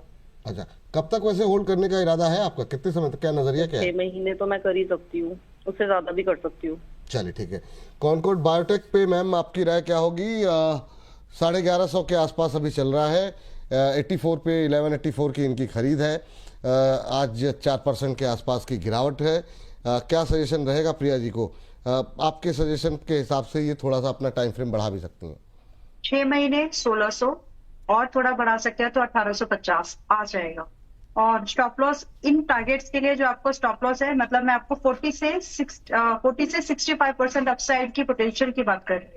जो स्टॉप लॉस है इसके लिए वो बहुत कम है। आपका स्टॉप लॉस यहाँ से भी करंट आपकी बाइंग 1100 समथिंग है, 1150 समथिंग है। आप स्टॉप लॉस इसमें 15% से ज्यादा किसी भी कंडीशन में आपका नहीं रहेगा।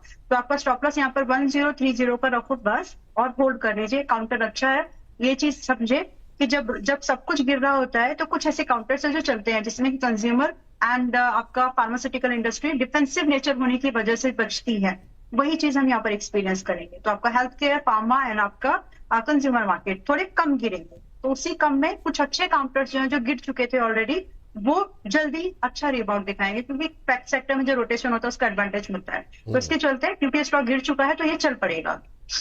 ठीक है मैम। इस बीच जो है अगली टिप्पणी के लिए समझ नहीं आ रहा पावर से लें या रेलवे से लें। रेलवे पे भी 2-3 सवाल आ चुके हैं। छट्टो देवनाथ साहब जानना चाह रहे हैं आरवीएनएल के बारे में, बता दीजिए। एक हमारे दर्शक हैं सोनल जी, इरकॉन का बता दीजिए प्लीज़। मैम की कॉल थी 158 का बाई है, तो दोनों ही कवर कर लेते हैं, आरवीएनएल और इरकॉन एक साथ। फटाफट मैम, क्या कुछ कहना चाहेंगे आप आरवीएनएल और इरकॉन को लेकर के? आज दोनों में ही प्रेशर बढ़ता हुआ दिखाई दे रहा है।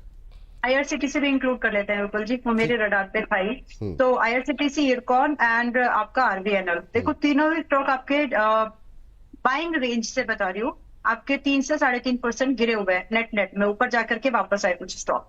तो आईआरसीटीसी 550 पर रिकमेंड किया था। अगर आप इससे नीचे, ये अभी चल रहा है 540 पर, 550 के पास रिकमेंड किया था। डर आपको मुझे नहीं लग रहा है। मैं लॉन्ग टर्म प्रोस्पेक्ट से आपको रिकमेंडेशन दी है, कम से कम मिड टर्म की तो दी ही है, मतलब जो टारगेट्स दिए है। अगर आपको डर लग रहा है तो यही नहीं, ताकि दोबारा आपको मौका मिल जाए सही जगह पर एंट्री करने के लिए। बाकी मुझे नहीं लग रहा है कि यहाँ से अच्छा और कोई भाव आपको मिलेगा। मतलब 10-12% का भी अगर हम रिस्क नहीं लेंगे इन हाई बीटा काउंटर्स पर, तो फिर काम कर ही नहीं सकते इनमें। That's the thing. तो फिलहाल अगर आप, जिन मेरे पास सवाल आए थे इसलिए मैं इस बात का जवाब दे रही हूँ, जिसको डर लग रहा है वो यही निकल जाओ। जिसको नहीं लग रहा है, स्टॉप लॉस दिया है, बिल्कुल शांति से बैठिए। स्टॉप लॉस हिट हो जाए पूछना नहीं, टारगेट हिट हो जाए बुक करके निकल जाइए। तो स्टॉप लॉस और टारगेट से बड़ा या ज्यादा मार्केट में कुछ भी नहीं है। Now coming back to RVNL, RVNL का भी सेम प्राइस स्ट्रक्चर है। अगर आप निकलना चाहते हैं, मैं सलाह ये दूंगी मत निकलो। मेरी सलाह ये है कि होल्ड करिए। स्टॉप लॉस जिंदा है ना, आप अपने ट्रेड को जिंदा रखो। तो आरवीएनएल में अभी स्टॉप लॉस आपका बचा हुआ है, hold it with stop loss. Same with IRCON, IRCON में भी टारगेट आया, आरवीएनएल में मेरे ख्याल से पहला टारगेट आ गया, आईआरसीटीसी में पहला टारगेट आ गया। इसके बाद भी आप पोजीशन होल्ड करें, that means you are expecting more than 15%, तो उसके लिए आपको थोड़ा होल्ड करके मिलेगा। होल्ड करके जाइए, स्टॉप लॉस टारगेट सबके दिए हुए हैं, होल्ड करो। होल्ड करो, ये बात है। टिया द ग्रेट, अच्छा अपने नाम में ही इन्होंने अपने आप को महान बता दिया है। तो ये महान आत्मा टिया जी कह रही हैं कि good morning all ma'am, why NTPC Green is up and Adani Green is down, is it time to book profit on Adani Green? Question mark के साथ। Please target review again please should I stay in Tata Chemical. Tata Chemical को अभी छोड़ते हैं, लेकिन पहले जरा एनटीपीसी ग्रीन पे सुबह भी बात हुई थी। एनटीपीसी ग्रीन की पूछ रही ऊपर क्यों है, अदानी ग्रीन नीचे क्यों है, और क्या अदानी ग्रीन में प्रॉफिट बुक करने का टाइम आ गया है? अभी ना ये नहीं पता किस भाव पे लिया है। तो एनटीपीसी ग्रीन पे मैं राय तो नहीं दूंगी, लेकिन आपने जो सवाल पूछा वो बहुत मुद्दे का सवाल है। एक सेक्टर जब चलता है तो एक सेक्टर के सारे स्टॉक नहीं चलते, धीरे धीरे करके जो स्टॉक सबसे ज्यादा वैल्यू बाइंग लगता है, मतलब जो जितना फेमस है, जो स्टॉक जितना रडार पे रहता है पहले वो चलते हैं, फिर धीरे धीरे करके दूसरे स्टॉक। बाय द टाइम दूसरे स्टॉक्स का नंबर आता है, एक स्टॉक में प्रॉफिट हो रहा होता है चंक ऑफ स्टॉक में, तो कैपिटल वहां से घूम के दूसरे स्टॉक्स पर मूव करती है। This is how the sector rotation के अंदर स्टॉक्स में चर्निंग होती है। इसी के बेस पर आपके पीएमएस वगैरह सब काम करते हैं। तो यही रीजन बनते हैं कुछ, जिसकी वजह से एक स्टॉक चला, उसके बाद दूसरे सेक्टर का नंबर आता है। That's how. तो फिलहाल के लिए अडानी ग्रीन क्योंकि चल चुका है, आप इसीलिए आप यहाँ पर प्रॉफिट बुकिंग देख रहे हैं। और दूसरा मतलब आप ऐसे समझे ना कि एक महीने में आपको 60% का गेन आ रहा है, तो बिग थिंग, राइट? तो वो प्रॉफिट बुकिंग इसीलिए आती है। और जो स्टॉक चले नहीं, फॉर एग्जाम्पल एनटीपीसी ग्रीन पड़ा हुआ है, तो वहां पर आपका रिस्क कम है। आपको शायद ये बात छोटी लगती होगी कि रिस्क कितना लेना है, लेकिन जो पीएमएस, जो पोर्टफोलियो मैनेज करते हैं, फंड मैनेजर्स जो होते हैं, they are more focused to control the drawdown. और उनकी अप्रोच यही रहती है कि कहां पर रिस्क कम है अलोंग विद द अपॉर्चुनिटी। तो जैसे अडानी एनटीपीसी, अभी अगर आप अडानी ग्रीन को देखेंगे 1300 पे चल रहा है, ट्रेलिंग बता दिया था सुबह 1250 पे रखिएगा, वही अभी भी व्यू है। तो जो पहले से है उसमें 1250 का ट्रेलिंग रखिए, फ्रेश बाय अभी नहीं करना। तो यहाँ पर आपका रिस्क ज्यादा है। फॉर एग्जांपल सेम पैसा लगाना है, 100 रुपए अडानी ग्रीन में लगाओ या एनटीपीसी ग्रीन में, रिस्क यहाँ ज्यादा है। यहाँ पर आपका 30 से 25% टूट सकता है कभी भी। NTPC Green is kind of safe, like 10% के रिस्क पर मिल रहा है। ये रीजंस बनते हैं उसके। चलिए ठीक, आगे बढ़ते हैं। अरहान जी कह रहे हैं विपुल सर, मैम ने कहा था जीएमआर पेट्रो और हिंदुस्तान पेट्रो और जीएमआर एयरपोर्ट को बाय करने के लिए मैंने फ्यूचर कॉल ले लिया और दोनों में शेयर मिलाकर के 90,000 का लॉस हो रहा है, प्लीज़ बताएं मैं क्या करूं। सर देखिए, क्वांटिटी जो है ना वो थोड़ी सी लिमिट में लिया कीजिए, ताकि मतलब जो है ना आपकी जो क्षमता है, जितना लॉस आप बियर कर सकते हैं, उन तमाम चीज़ों का ध्यान तो आपको खुद ही रखना पड़ेगा। यही होता है रिस्क मैनेजमेंट, यही होता है पोर्टफोलियो मैनेजमेंट। अब इसको लेकर के कई सारी क्लासेस, कई सारी बातचीत हम लोग कर चुके हैं, लेकिन अम्बाला मैम क्या सलाह देंगे आप इनको और क्या करना चाहिए? अभी बताइए, मैं क्या करूं, अरहान साहब जानना चाह रहे हैं। ठीक है विपुल जी, 8 मई को मैंने 102 और 100 के भाव पर जीएमआर एयरपोर्ट दिया था 97 रुपीज के स्टॉप लॉस पर, और अभी अभी मतलब इन बिटवीन द स्टोरी इसमें 97 का स्टॉप लॉस ब्रीच हो गया। So we are losing like, मतलब मैं इसमें हम लोग लूज कर गए लगभग 4%। स्टॉप लॉस मतलब स्टॉप लॉस होता है, जिद नहीं कर सकते तो प्लीज निकल जाइए। अगर आप 96.7 पर निकल चुके होते तो शायद ये लॉस थोड़ा आपका कम होता।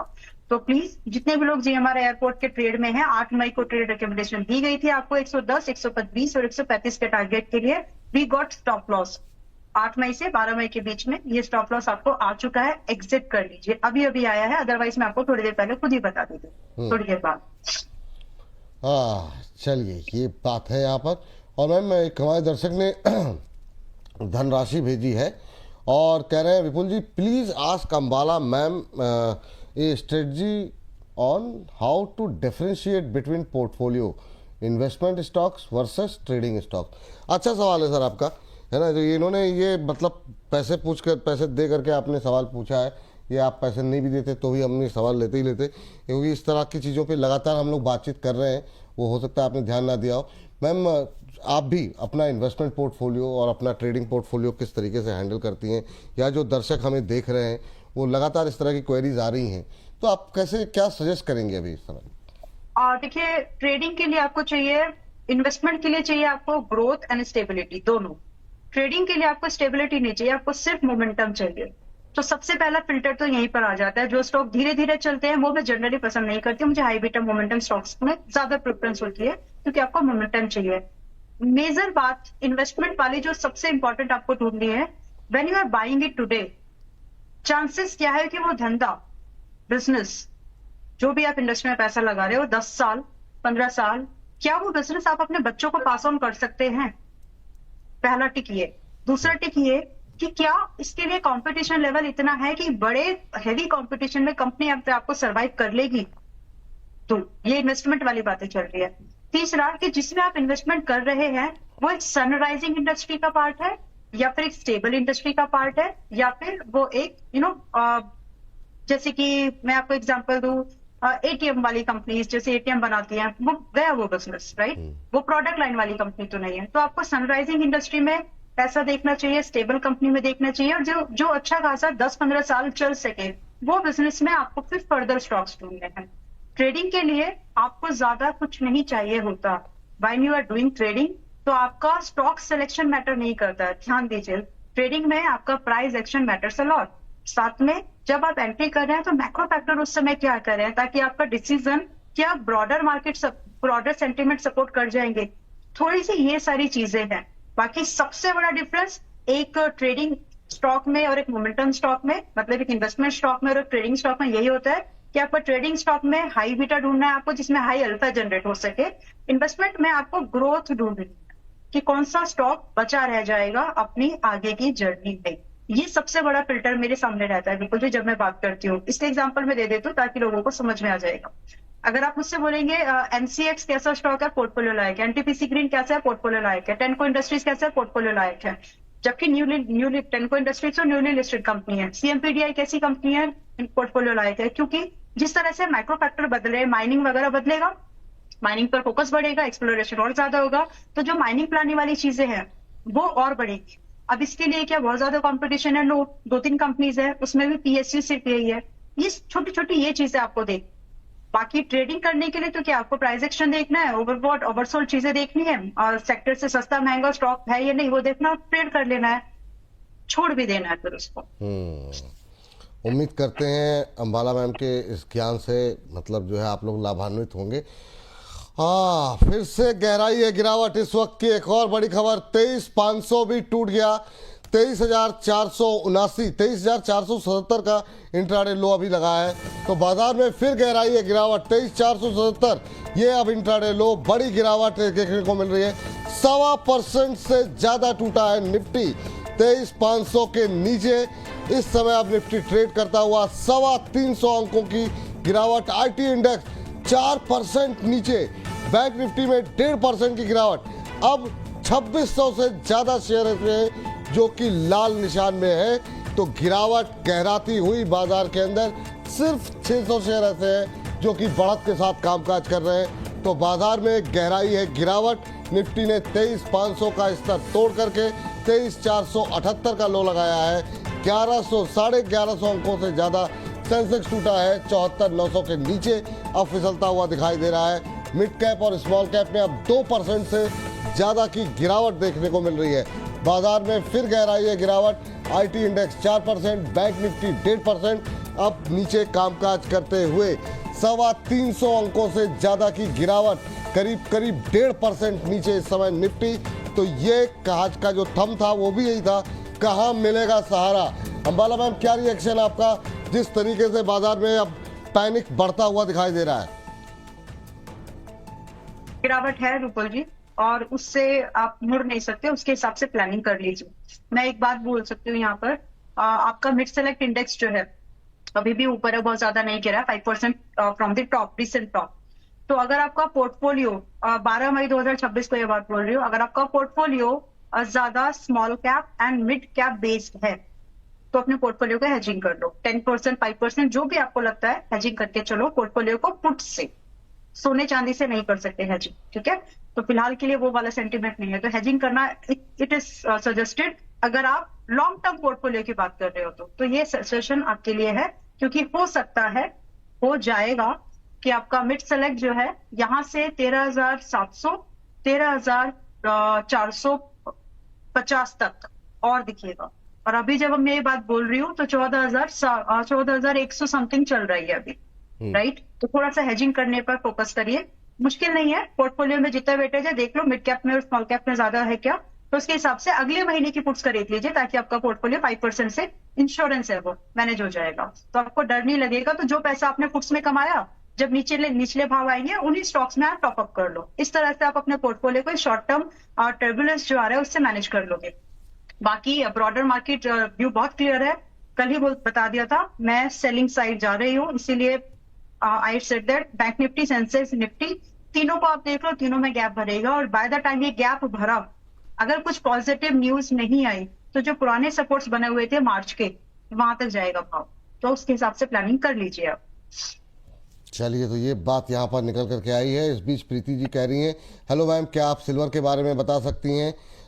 मैम, अभी चूंकि जिस तरीके से फिर से सिल्वर के अंदर एक्शन देखने को मिल रहा है, लोगों के रुझान फिर से पॉजिटिव हो रहे हैं। हालांकि इस बार जो हम देख रहे हैं कि एमफी के डेटाज आए हैं, सिल्वर से बहुत लोगों ने मतलब एक ही बार में पोजीशन बनाई और सब लगातार एग्जिट कर रहे हैं।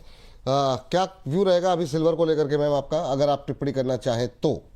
जी, सिल्वर को लेके मेरा व्यू पॉजिटिव है। 8 मई को मैंने दो चीजें सजेस्ट किए थे। नेचुरल गैस भी बोला था बाय करके जाओ, अच्छा चला, और सिल्वर भी। आपके इस सवाल से मुझे बताने का मौका मिल गया कि सिल्वर 8 मई को हमने अपने मेंबर्स को 2,64,000 जून फ्यूचर पर बाय कराया था, 2,64,000 पर, और 2,81,300 अभी तक आ चुका है। तो फिलहाल ये जो पूरा मूवमेंट है ये फ्यूचर का था, उसी का ऑप्शन भी बाय किया था हमने। आगे का जो आउटलुक है पॉजिटिव है। अब इसका मतलब ट्रेड करना नहीं है, ट्रेडिंग अलग चीज होती है, इन्वेस्टमेंट अलग चीज होती है, कंफ्यूज ना हो। तो आप सिल्वर का जो मेरा आउटलुक है विपुल जी, मुझे लगता है हम अभी 12 मई 2026 में है, बाय दिस मंथ एंड हम सिल्वर का जून फ्यूचर अगर मैं आपको बात करूं तो दिख जाइए, मोटा मोटा आपको 290 के आसपास जाते हुए दिख जाएगा। यानी यहाँ से और 8,000 9,000 की अपसाइड बची हुई है।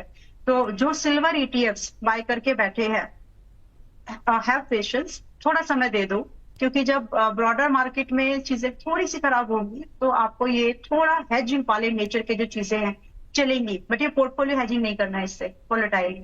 तो आप पॉजिटिव आउटलुक के साथ में अपसाइड अभी आप मान के चले कि आपको 8 से 12,000 अपसाइड और बची हुई है सिल्वर। तो Indeed what I am saying कि मैं ये बोल रही हूँ कि 2,90,000 तक एक बार और जाते हुए हमको दिख सकता है सिल्वर। चलिए, ये बात यहाँ पर निकल करके आई है। और इन सब के बीच में अरना कटारिया साहब या आरना कटारिया जी हैं, थोड़ा सा एक साथ वर्ड रहते हैं तो कई बार थोड़ा कन्फ्यूजन हो जाता है। कह रहे हैं विपुल सर बिना थीम वाले स्टॉक भी ले लीजिए, बहुत उम्मीदों के साथ क्वेश्चन करते हैं। सर कोशिश तो हमारी भी रहती है पर थोड़ा सा समय की समस्या रहती है। सिम्फनी के ऊपर इनका सवाल है, टारगेट जान और स्टॉप लॉस जानना चाह रहे हैं। मेरे पास है सिम्फनी, मेरे पोर्टफोलियो में 1.5 महीने से। एक तो मैम मतलब जो है नहीं, सारा नहीं है, जब भी पिछली बार आए थे मैंने तभी बताया ना विपुल जी, मैंने खरीद लिया, मैं जवाब नहीं दूंगी, तो तब से है, बेचा नहीं है अभी। चलिए, तो अभी आप रखे रहिए, कल फिर डिस्कस कर लेंगे। आरना जी आपका सवाल। इस बीच टिया जी ग्रेट जी कह रही हैं, विपुल सर प्लीज टाटा केमिकल में पूछा था, I have 18% profit, ma'am told to get out of the chemical stock. तो क्या प्रॉफिट बुक कर ले मैम? आप ये थोड़ा सा इनको बता दीजिए। देखो, 2 तरीके हैं, ऐसे एक स्टेटमेंट में इसका जवाब नहीं दे पाऊंगी मैं। 1,000 रुपए का टारगेट है आपका 4 महीने के व्यू पर, कम से कम 4 मंथ्स, और एग्जिट है अगर आप 4-5 दिन का व्यू पूछ रहे हो तो बहुत क्लियर व्यू है। बोथ द केसेस आपका स्टॉप लॉस जो है यहाँ पर अभी 670 का अभी भी है, वो बदला नहीं है। तो अगर आप टारगेट देख रहे हो आगे, और क्योंकि 800 का टारगेट आ चुका था, उसके बाद भी आप होल्ड कर रहे हैं, मतलब 30-40% के बाद होल्ड करने का मतलब है you are expecting something big. एक दिन में तो नहीं होगा, ना ही एक महीने में, इट रिक्वायर्स टाइम। रही बात केमिकल सेक्टर्स में से, उन स्टॉक में आपको बुकिंग करनी है जो बहुत ज्यादा चल गए, मतलब जो ऑल टाइम हाई पर है। Tata chemical is different, exceptional है, ये बहुत नीचे पड़ा हुआ था जब आपका ये सेक्टर काफी ऊपर चल रहा है, तो यहाँ पर वो व्यू लागू नहीं होता। चलिए, ये बात यहाँ पर निकल करके आई है। इस बीच शर्वांश जी का सवाल ले लेते हैं। शर्वांश जी कह रहे हैं, विपुल सर मैं बर्बाद हो गया हूँ, मेरे पास MIC इलेक्ट्रिक के 2,000 शेयर हैं, 57 के भाव पर लिए हुए हैं, प्लीज़ सजेस्ट करें। अंबाला दीदी बोली थी बाय करने के लिए, 57 पे लिया हुआ है, इस पर लोअर सर्किट लग रहे हैं लगातार MIC को लेकर के। तो अंबाला दीदी बोली थी, अंबाला दीदी ने तो आपको कोई मतलब स्टॉप लॉस भी सजेस्ट किया होगा। अंबाला दीदी की आधी बात क्यों सुनते हैं आप? और अगर स्टॉप लॉस मतलब आपको लगता है कि अगर स्टॉप लॉस हिट हो गया तो मैं बर्बाद हो जाऊंगा, तो फिर ट्रेडिंग नहीं लेना चाहिए था। अभी 50 पे है, 7 रुपये का नुकसान पे है, 7 दूनी 14,000 रुपये का लॉस हो रहा है मैम। अभी क्या करना चाहिए इनको? मतलब 7 रुपये के लॉस पे आप बर्बाद हो गए सब। फिर मार्केट में आप लगातार हम लोग कह रहे हैं MTF पे या इस तरीके से मतलब क्षमता अनुसार ही ट्रेड लेना सर। मैम क्या टिप्पणी रहेगी? MIC इलेक्ट्रॉनिक्स अभी क्या करना है? और विपुल जी, MIC का मुझे याद आ गया है, मैंने आपको ना स्पेशली मैसेज करके अपडेट कराया था कि टारगेट आ गया इस पे MIC इलेक्ट्रॉनिक्स पे, और अच्छा टारगेट था। उसके बाद आधा बुक कर 60% बुक कर लीजिए, बाकी को ट्रेल कर लीजिए। यही स्टेटमेंट आपके मैसेज में भी आपको दिख जाएगा, और आपने अपडेट भी किया था वो। तो ऐसे काम आप करो मत, क्योंकि मेरी बाइंग रिकमेंडेशन आपको 44 की थी, और मैंने जो टारगेट दिए थे वो अब जाने दो, पुराने जो है वो आ गया टारगेट उसमें, वो भी 25% से आया था। अभी क्या स्टॉप करें लॉस फॉलो करिए। हाँ, तो अभी आप तैयार रहिए कि ये स्टॉक 44-45 आ रहा है, एंड जो आपकी बाइंग है उसके हिसाब से आई डोंट थिंक कि आप झेल पाएंगे। अभी आप वर्ड यूज करें बर्बाद हो गए, फिर आप बोलेंगे कुछ और। सो प्लीज अभी ही एग्जिट कर जाइए, and next time whenever you are trying to enter in any of the stock, position sizing पर थोड़ा वर्क करो, दैट मैटर्स। वो भी छोटे काउंटर्स पे, इट मैटर्स अ लॉट। तो फिलहाल के लिए अगर स्टॉप लॉस फॉलो करना चाहते हैं, वीक है ये स्टॉप लॉस, काम नहीं करेगा इसमें। बाकी फिर भी अगर आपको स्टॉप लॉस फॉलो करना है तो 43 का है, आपके बैंक से बहुत दूर, आधा पैसा उड़ जाएगा तब तक आपका। So this is the time you should take an exit, और पोजीशन साइजिंग पर please I request and suggest also काम करो। जी चलिए, इस बीच हमारे साथ शिखा जी जुड़ चुकी हैं, पुणे से हैं शिखा जी। शिखा जी को नमस्कार। नमस्ते सर। नमस्ते शिखा जी, कैसी हैं आप? मैं ठीक हूँ सर। और क्या करती हैं शिखा जी आप वहाँ पुणे में? सर मैं स्टूडेंट हूँ। स्टूडेंट हैं, वाह। तो ये कब से स्टॉक मार्केट में निवेश करना शुरू किया? फैमिली में कोई था? कहाँ से आपका मतलब इंटरेस्ट कैसे जगा? सर ऐसे मैंने देखा था, मतलब अभी स्टूडेंट इन द सेंस मैं मास्टर्स हो गया है, अभी काम करते करते पढ़ाई कर रही हूँ साथ में। जी जी। तो मैंने फैमिली में देखा लोगों को, तो इंटरेस्ट जागा मेरा, और फिर आपका शो देखने लगी, मुझे फ्रेंड्स ने रिकमेंड किया, और वहाँ से फिर मेरा इंटरेस्ट जागा। चलिए, बहुत अच्छी बात है। आपके फ्रेंड्स को मेरा बहुत बहुत धन्यवाद जिन्होंने आपको इतनी अच्छी चीज़ रिकमेंड की। लेकिन कैसे लग रहा है प्रोग्राम आपको मैम और शिखा जी, और क्या सवाल है आपका? बहुत बढ़िया सर, बहुत बढ़िया लग रहा है। सर मुझे पूछना था अंबाला मैम से कि टाटा सिल्वर ETF और गोल्ड ETF में किस लेवल पे फ्रेश एंट्री सही रहेंगी? हाँ, अभी यही थोड़ी देर पहले ही मतलब हम लोग बात कर रहे थे सिल्वर ETF को लेकर के। एक बार फिर से रिपीट कर दीजिए, क्योंकि शिखा जी जो है जुड़ी हुई हैं हमारे साथ। गोल्ड ETF और सिल्वर ETF में क्या अभी पहली बात तो ये कि एंट्री करनी चाहिए कि नहीं करनी चाहिए, और दूसरा टाटा का इन्होंने स्पेसिफिक नाम लिया है, तो इसको ज़रा हम भाव के साथ अगर आप एक्सप्लेन कर सकें, अभी क्या करना चाहिए टाटा सिल्वर ETF को लेकर के। अभी 25 रुपये 60 पैसे पे चल रहा है और 4.5% की तेजी है। आप खरीद तो सकते हैं, बट स्टॉप लॉस इन्वेस्टमेंट के लिए करो, पहले तो सलाह ये है। एनीवेज स्टॉप लॉस दोनों में फॉलो करना। अगर आप ट्रेड भी प्लान कर रहे हो, ट्रेड लाइक चीज है नहीं, ETFs मतलब इन्वेस्टमेंट होती है, ठीक। अभी चल रहा है 23 रुपये 62 पैसे पर चल रहा है आपका टाटा सिल्वर, यहाँ से आप बाय करके जा सकते हैं, वोलेटाइल रहेगा।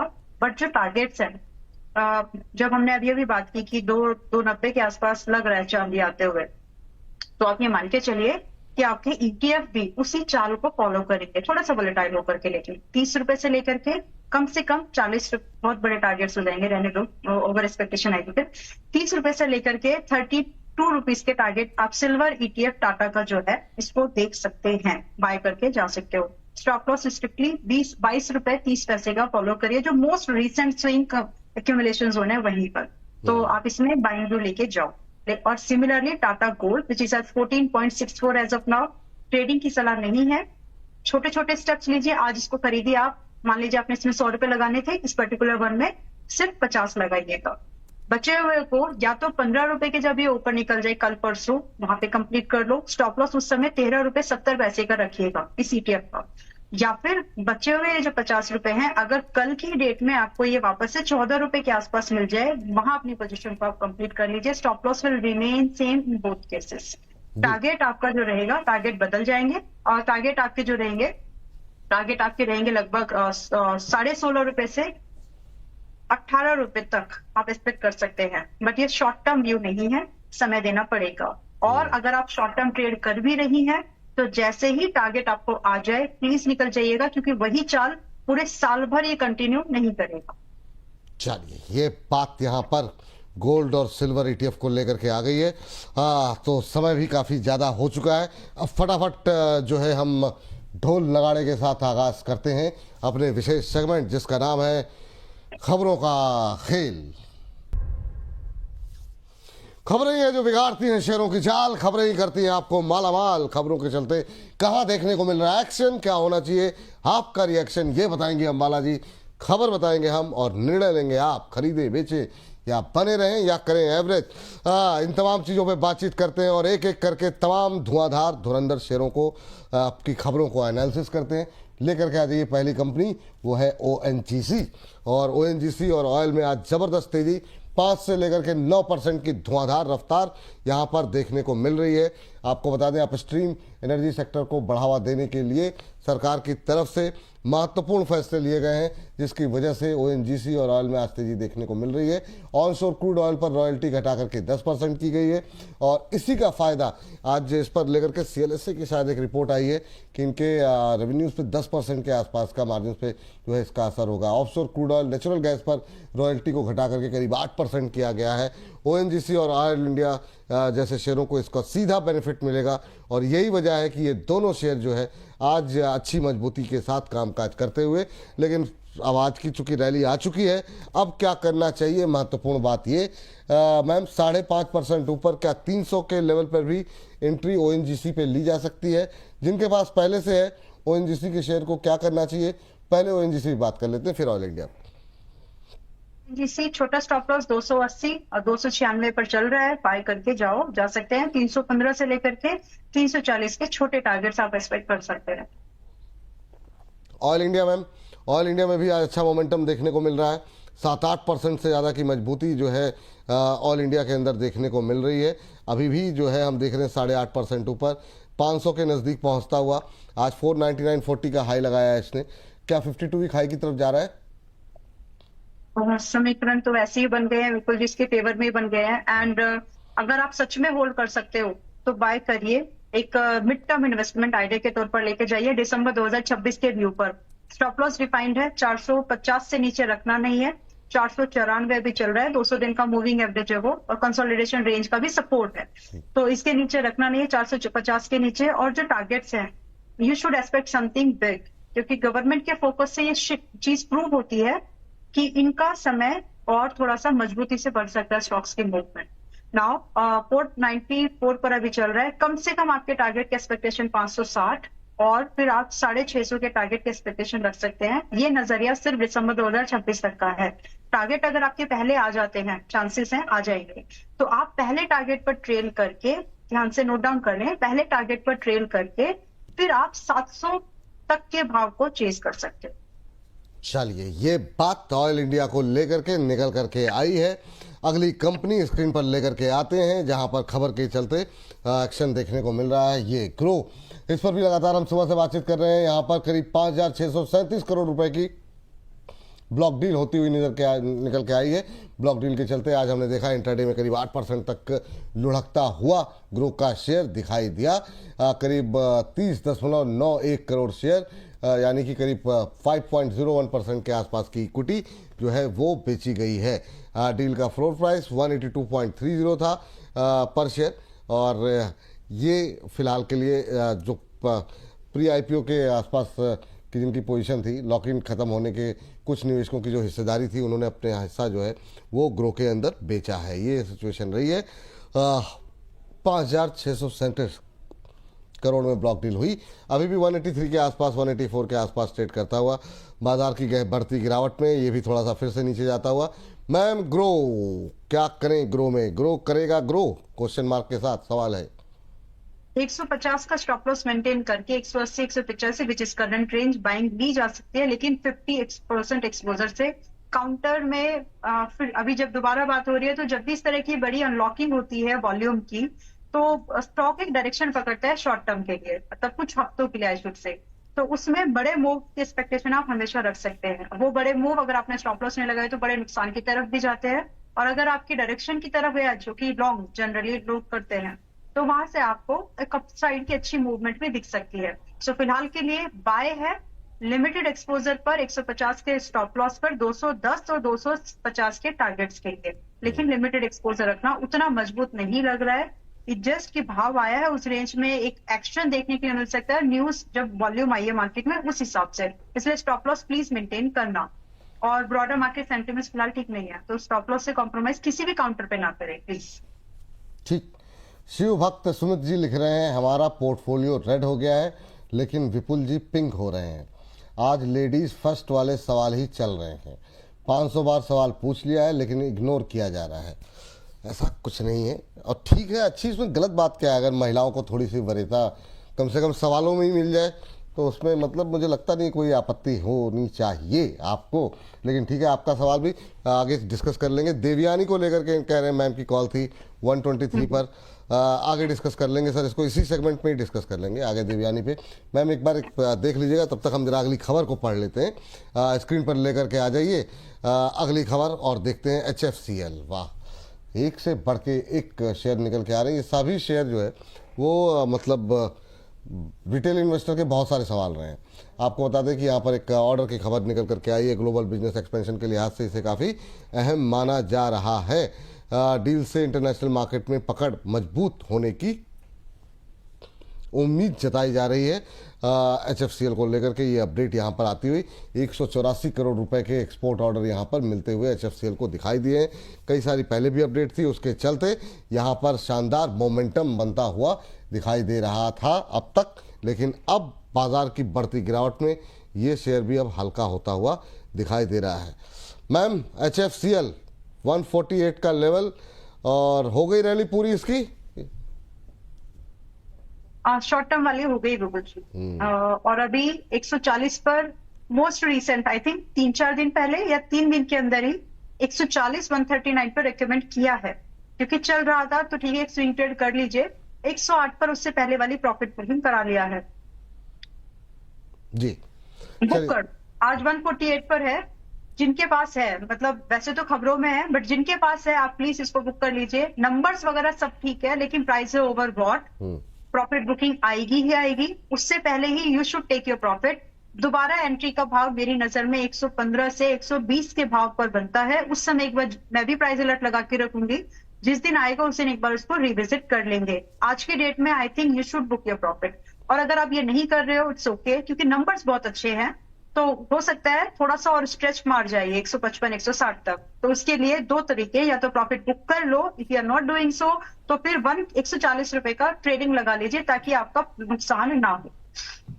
चलिए ठीक है, और 115 120 इतना जाएगा नीचे? अब प्राइस ओवरबॉट है, नंबर्स अच्छे हैं, टेक्निकल चार्ट बोलता है कि जाएगा, नंबर्स बोल रहे हैं नहीं जाएगा, इसीलिए ट्रेडिंग लगा लीजिए ताकि आप रिस्क ना लें। बस यही आइडिया है, क्योंकि नंबर्स बहुत अच्छे हैं विपुल जी, मतलब मार्केट के एक्सपेक्टेशन से भी ज्यादा अच्छे हैं। तो कभी कभी आपको टेक्निकल्स को अवॉइड करना पड़ता है when you have the good numbers. And जब प्राइस फंडामेंटल्स आपको बता देता है कि क्या बाय करना है, टेक्निकल आपको हमेशा ये गाइडेंस देता है कि कब बाय करना है। तो ओवरबॉट है, डिस्काउंट आएगा तो खरीदेंगे दोबारा, अभी महंगा लग रहा है, इसलिए प्रॉफिट बुकिंग नहीं भी कर रहे हो तो ट्रेडिंग कर लो, काउंटर बुरा नहीं है। जैसा आपका आदेश। चलिए और आगे बढ़ते हैं और अगली टिप्पणी लेते हैं। अगली टिप्पणी वोडाफोन आइडिया। वाह, एक वो रह गया, क्या नाम है, देवयानी, वो ध्यान दिला दीजिएगा सब लोग, उस पर बातचीत कर लें। वोडाफोन आइडिया में आपको बता दें कि इसको लेकर के जो तमाम खबरें चल रही थी कल तक, उसका खंडन कर दिया गया है। कंपनी प्रबंधन ने मीडिया में किए जा रहे दावों का किया है खंडन। वोडाफोन ग्रुप के स्टेक ट्रांसफर की मीडिया रिपोर्ट्स को सिरे से खारिज किया गया। प्रमोटर हिस्सेदारी को ट्रेजरी स्टॉक में ट्रांसफर करने का ये दावा एक मीडिया रिपोर्ट्स में किया गया, और ये जानकारी दी गई, कोई भी इस तरह की कोई सूचना नहीं प्राप्त नहीं हुई है, और इस तरह की जानकारी एक्सचेंज को दी गई। तो वोडाफोन की तरफ से ये अपडेट, और उसके बाद से ही करेक्शन देखने को मिल रहा है। मैम जो जिस खबर से भागा था वो खबर के से डिनाइल आ गया है। अभी वोडा आइडिया में क्या करें, मैं चाहूँगा खबरों का खेल सेगमेंट चूँकि हम अलग से अपलोड करते हैं, तो इसमें हर तरह के लोगों को उत्तर मिल जाए, इस तरह का उत्तर दीजिए जो अभी नए खरीदारी करने वाले हैं, जिन्होंने ले रखा है, जो लोग 13 का वेट कर रहे हैं, हर तरह के प्रश्नों के लिए क्या जवाब रहेगा वोडाफोन आइडिया पे? रिस्क लेना चाहिए एक बार, लेकिन कैलकुलेटेड रिस्क लो, और स्टॉप लॉस जो अभी आपका रहेगा 10.5 रुपए का है, चाहे आप शॉर्ट टर्म ट्रेड कर रहे थे, यानी 13 रुपए की एक्सपेक्टेशन में बैठे हो, 11.5 फर्स्ट टारगेट था वैसे, बट रिवाइज कर लिया हमने उसको, 13, 15, 18 ये शॉर्ट टर्म के टारगेट्स है, अप टू 15 तो शॉर्ट टर्म ही है। तो शॉर्ट टर्म के टारगेट्स का अगर आप वेट कर रहे हैं, 10.50 should be your stop loss, and current price range जो कि 11 से 11.5 मतलब 11.78 चल रहा है, इस रेंज में आप खरीद के जा सकते हैं, उतना जो आप स्टॉप लॉस पर बर्दाश्त कर सके। दूसरी बात जो इसमें एक प्राइस कुछ कहता है बिल्कुल जी, वो हर बार कुछ तो कहता है, अब वो प्राइस फिलहाल यहाँ पर समझ नहीं पाता ना मैं, प्राइस क्या कहता है, अब वो बाद में न्यूज में बन के सामने आ जाती है actually, but currently the price language here which I could read is कि ये रेडी हो रहा है अपसाइड की मूवमेंट के लिए। तो स्टॉप लॉस रखो, छोटा रखो, अगर गलत हो जाए तो आपको ज्यादा नुकसान ना हो। बाकी अपसाइड जो है यहाँ पर आप 13 से 15, 18 रुपए के एक्सपेक्टेशन लेके चल सकते हैं, एंड आने वाले समय में हमको उसके रीजंस दिख जाएंगे कि क्यों ऐसे प्राइस स्ट्रक्चर्स बना रही है। बाकी फिलहाल जो मोस्ट रिसेंट न्यूज थे, जो इसको रियायत मिली इसके टोटल डेट के ऊपर, जो बकाया था आई मीन टू से उसके ऊपर, तो ये सारी चीजें इसके फेवर में चल रही है फिलहाल के लिए। तो आप एक छोटा स्टॉप लॉस मेंटेन करिए और अपसाइड मूवमेंट के लिए फ्रेश लॉन्ग भी बना सकते हैं। जो लोग पहले से हैं वो लोग ट्रेडिंग जरूर कर ले, 10.5 रुपए के स्टॉप लॉस पर ट्रेड कर लीजिए, irrespective of your buying range, चाहे वो 11 की थी, 10 रुपए की थी या 9 रुपए 70 पैसे की थी, ये सारे भाव वही हैं जो मैंने रेकमेंड किए हैं। तो आप 10 रुपए के आने, तो 10 रुपए 50 पैसे का स्टॉप लॉस मेंटेन करिए, और इन्वेस्टमेंट की जा सकती है शॉर्ट टर्म वाली। चलिए, इस बीच चूंकि धनराशि हमें भेजी गई है तो इसलिए एक सवाल और ले लेते हैं दर्शकों की टिप्पणी का। मैम दोनों सवाल ले लीजिए फटाफट। एक तो एक MTR टेक को लेकर के इनका सवाल था, और एक वो जो सवाल था हमारे एक दर्शक का, उस पर भी आपकी टिप्पणी जानना चाहेंगे। देवयानी इंटरनेशनल, जी हाँ आ गया। तो देखिए MTR टेक में 6,500 आ गया आपको, मेरे हिसाब से ठीक है, 2 व्यू है। इन्वेस्टर वाले अभी भी इसमें आप आगे के जो टारगेट्स आपको दिए, मेरे ख्याल से 7,000 और 9,000 की भी बातचीत मैंने की है आपसे, तो अगर आप उसका वेट कर रहे हो अभी भी होल्ड करके जाओ, कोई दिक्कत नहीं है। लेकिन इसका मतलब ये नहीं है कि ये प्रॉफिट बुकिंग एक्सपीरियंस नहीं करेगा, ये प्रॉफिट बुकिंग एक्सपीरियंस करने जा रहा है स्टॉक अभी। तो तरीका ये है कि आपकी बाइंग किसी भी भाव की, पहले तो फ्रेश बाय कहां पर करें, 5,600 के आसपास मिले अब जब, तब आप फ्रेश बाय कर ले, और करंट प्राइस है 6,335 का। अब जो लोग पहले से इस स्टॉक में बैठे हुए हैं वो लोग बहुत ही नजदीक 6,000 पर अपना ट्रेलिंग स्टॉप लॉस लगाकर ही आगे की पोजीशन को होल्ड करिएगा। फिलहाल स्टॉक ओवरबॉट कंडीशन में जा चुका है, छोटी सी प्रॉफिट बुकिंग भी इसके लिए मतलब अच्छा खासा मूव कर देगी। अदरवाइज स्टॉक में फंडामेंटल स्ट्रक्चर जब आप लॉन्ग टर्म पर देखेंगे कोई बदलाव नहीं है। मैं 9,000 तक की बात ही कर रही हूँ आपसे, टारगेट इसके और भी बड़े हो सकते हैं आने वाले समय में if you are holding for like 2 years। लेकिन शॉर्ट टर्म में 6,000 का स्टॉप लॉस आपको मेंटेन करना ही चाहिए। That's the view. Fresh bye 5,600 के आसपास। चलिए एक टिप्पणी और कर दीजिए मैम, बड़ा दबाव हो जा रहा है मुझे समझ में। हाँ देवयानी इंटरनेशनल, हाँ देवयानी के बाद भी एक और आ गए हैं मैम धनराशि लेकर के, तो संक्षिप्त टिप्पणी पर दे, आप संक्षिप्त टिप्पणी रखिएगा देवयानी पर भी। जी देवयानी स्टॉप लॉस नहीं हुआ और अब 130 रुपए का टारगेट दिया था विपुल जी, 129.97 मतलब 3 पैसे से स्टॉप लॉस टारगेट रह गया वो। अब आपका ट्रिगर नहीं हुआ मैं नहीं कह सकती, क्योंकि 130 में सिर्फ 3 ही पैसे कम थे, तो फर्स्ट टारगेट आपका ट्रिगर हुआ या नहीं हुआ आप डिसाइड कर लो, क्योंकि चार्ट पे तो नहीं हुआ, 3 पैसे से रह गया था, एंड वो डेट थी आपकी 29 अप्रैल की, और ट्रेड भी आपको 29 अप्रैल का ही था। अब यहाँ पर जो स्टॉप लॉस आप लोगों को दिया हुआ है वो 105 रुपए का है, स्टॉप लॉस भी जिंदा है, आपने अगर टारगेट के आसपास बुक नहीं किया तो वो भी जिंदा है, होल्ड करो, होल्ड कीजिए। चलिए तीस्ता बनर्जी जी ने भी धनराशि भेजी है। गुड आफ्टरनून कह रही हैं, one more girl I want to ask Ambala ji if I can enter right now in MV photo and transformer, हाँ MV photo and transformer and rectifier, I mean in current price. नहीं mean का क्या मतलब, अभी right now का मतलब यही हुआ करंट प्राइस पे ही करेंगे फिर। चलिए तो हाँ तो वो जानना जी। Yes ma'am. MV photo with a view for 6 months yes, with a view for 2 weeks no. Entry level अगर आपको देखना है आपको इसमें 264 पे चल रहा है, बहुत ज्यादा चांसेस है 240-45 आएगा, वहां आप अपनी एंट्रीज बना सकते हैं 6 महीने के दायरे पर। लेकिन आज ना 2 हफ्ते की एंट्री है और ना ही आपके 2 महीने की मतलब ना ही 2 क्वार्टर्स की एंट्री है। तो थोड़ा सा होल्ड कर जाइए। I mean best price entry करने के लिए होल्ड कर जाइए। ये स्टॉक मेरी रिकमेंडेशन में विपुल जी 205 के भाव से अभी मोस्ट रिसेंट आया, उसके बाद ये जो पूरा देखा हमने अपसाइड मिला है, बट फिलहाल एंट्री मत करिए, थोड़ा सा महंगा है और ये चलेंगे, इसलिए मिस मत करना है इनको, सही भाव पर दोबारा कैच कर लीजिएगा। रीजन आप सबको पता है कि सोलर एनर्जी में जो मॉड्यूल्स होते हैं उसकी मैन्युफैक्चरिंग सप्लाई का इसका काम है। दूसरा आपने पूछा है ट्रांसफार्मर रेक्टिफायर्स, टेरल जो अभी चल रहा है, एक सेकंड,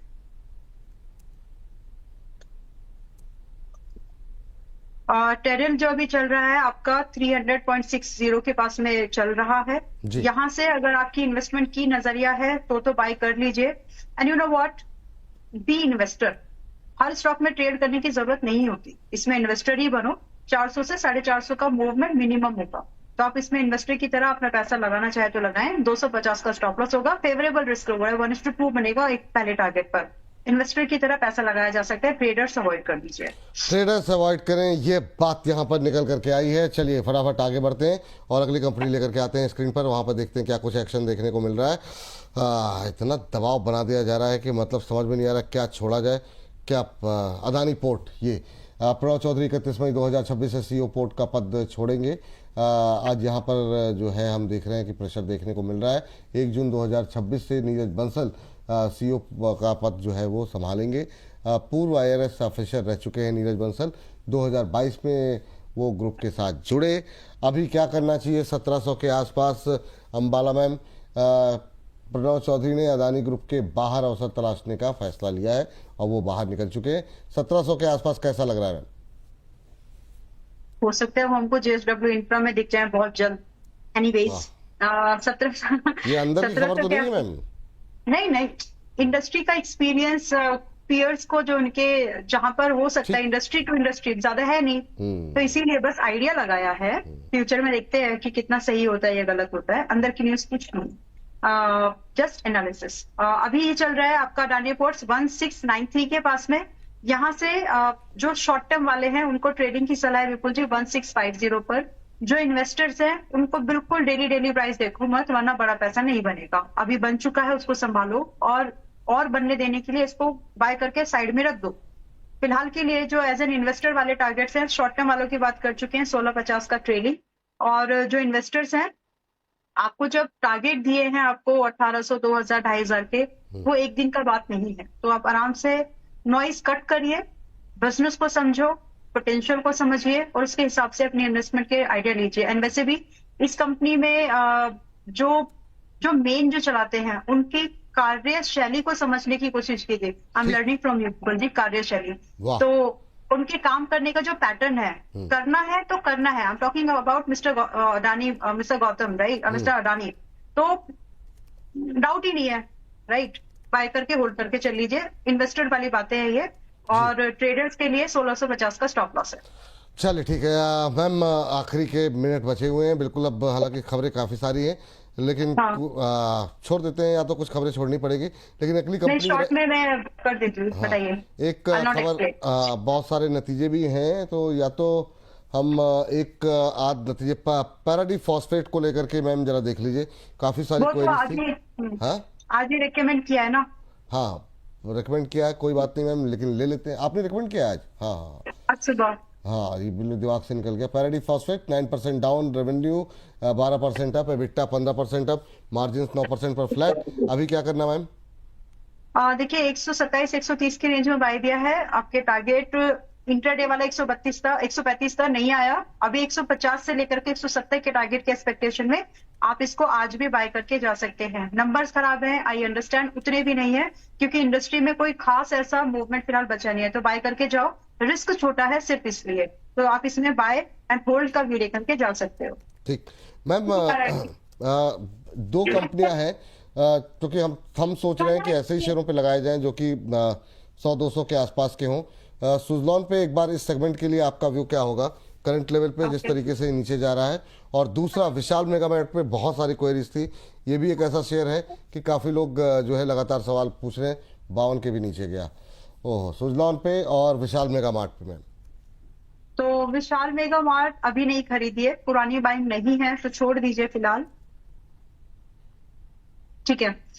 इसको हम एक बार ना दोबारा रिविजिट कर लेंगे विपुल जी, 110 के आसपास। अभी 119 चल रहा है, 2-3 दिन इसको छोड़ देते हैं, या फिर अगर एक बार ये ब्रेकआउट कर दे वापस से 126 का, then also we can buy, but 119 पर नहीं, क्योंकि इनडिसीजन दिख रहा है। कहां पर स्टॉप लॉस लगेगा वो क्लैरिटी नहीं है। करंट एंट्री के साथ में स्टॉप लॉस पड़ा है, इसलिए फिलहाल छोड़ देते हैं, या तो 126 के ऊपर या फिर 110 के पास में।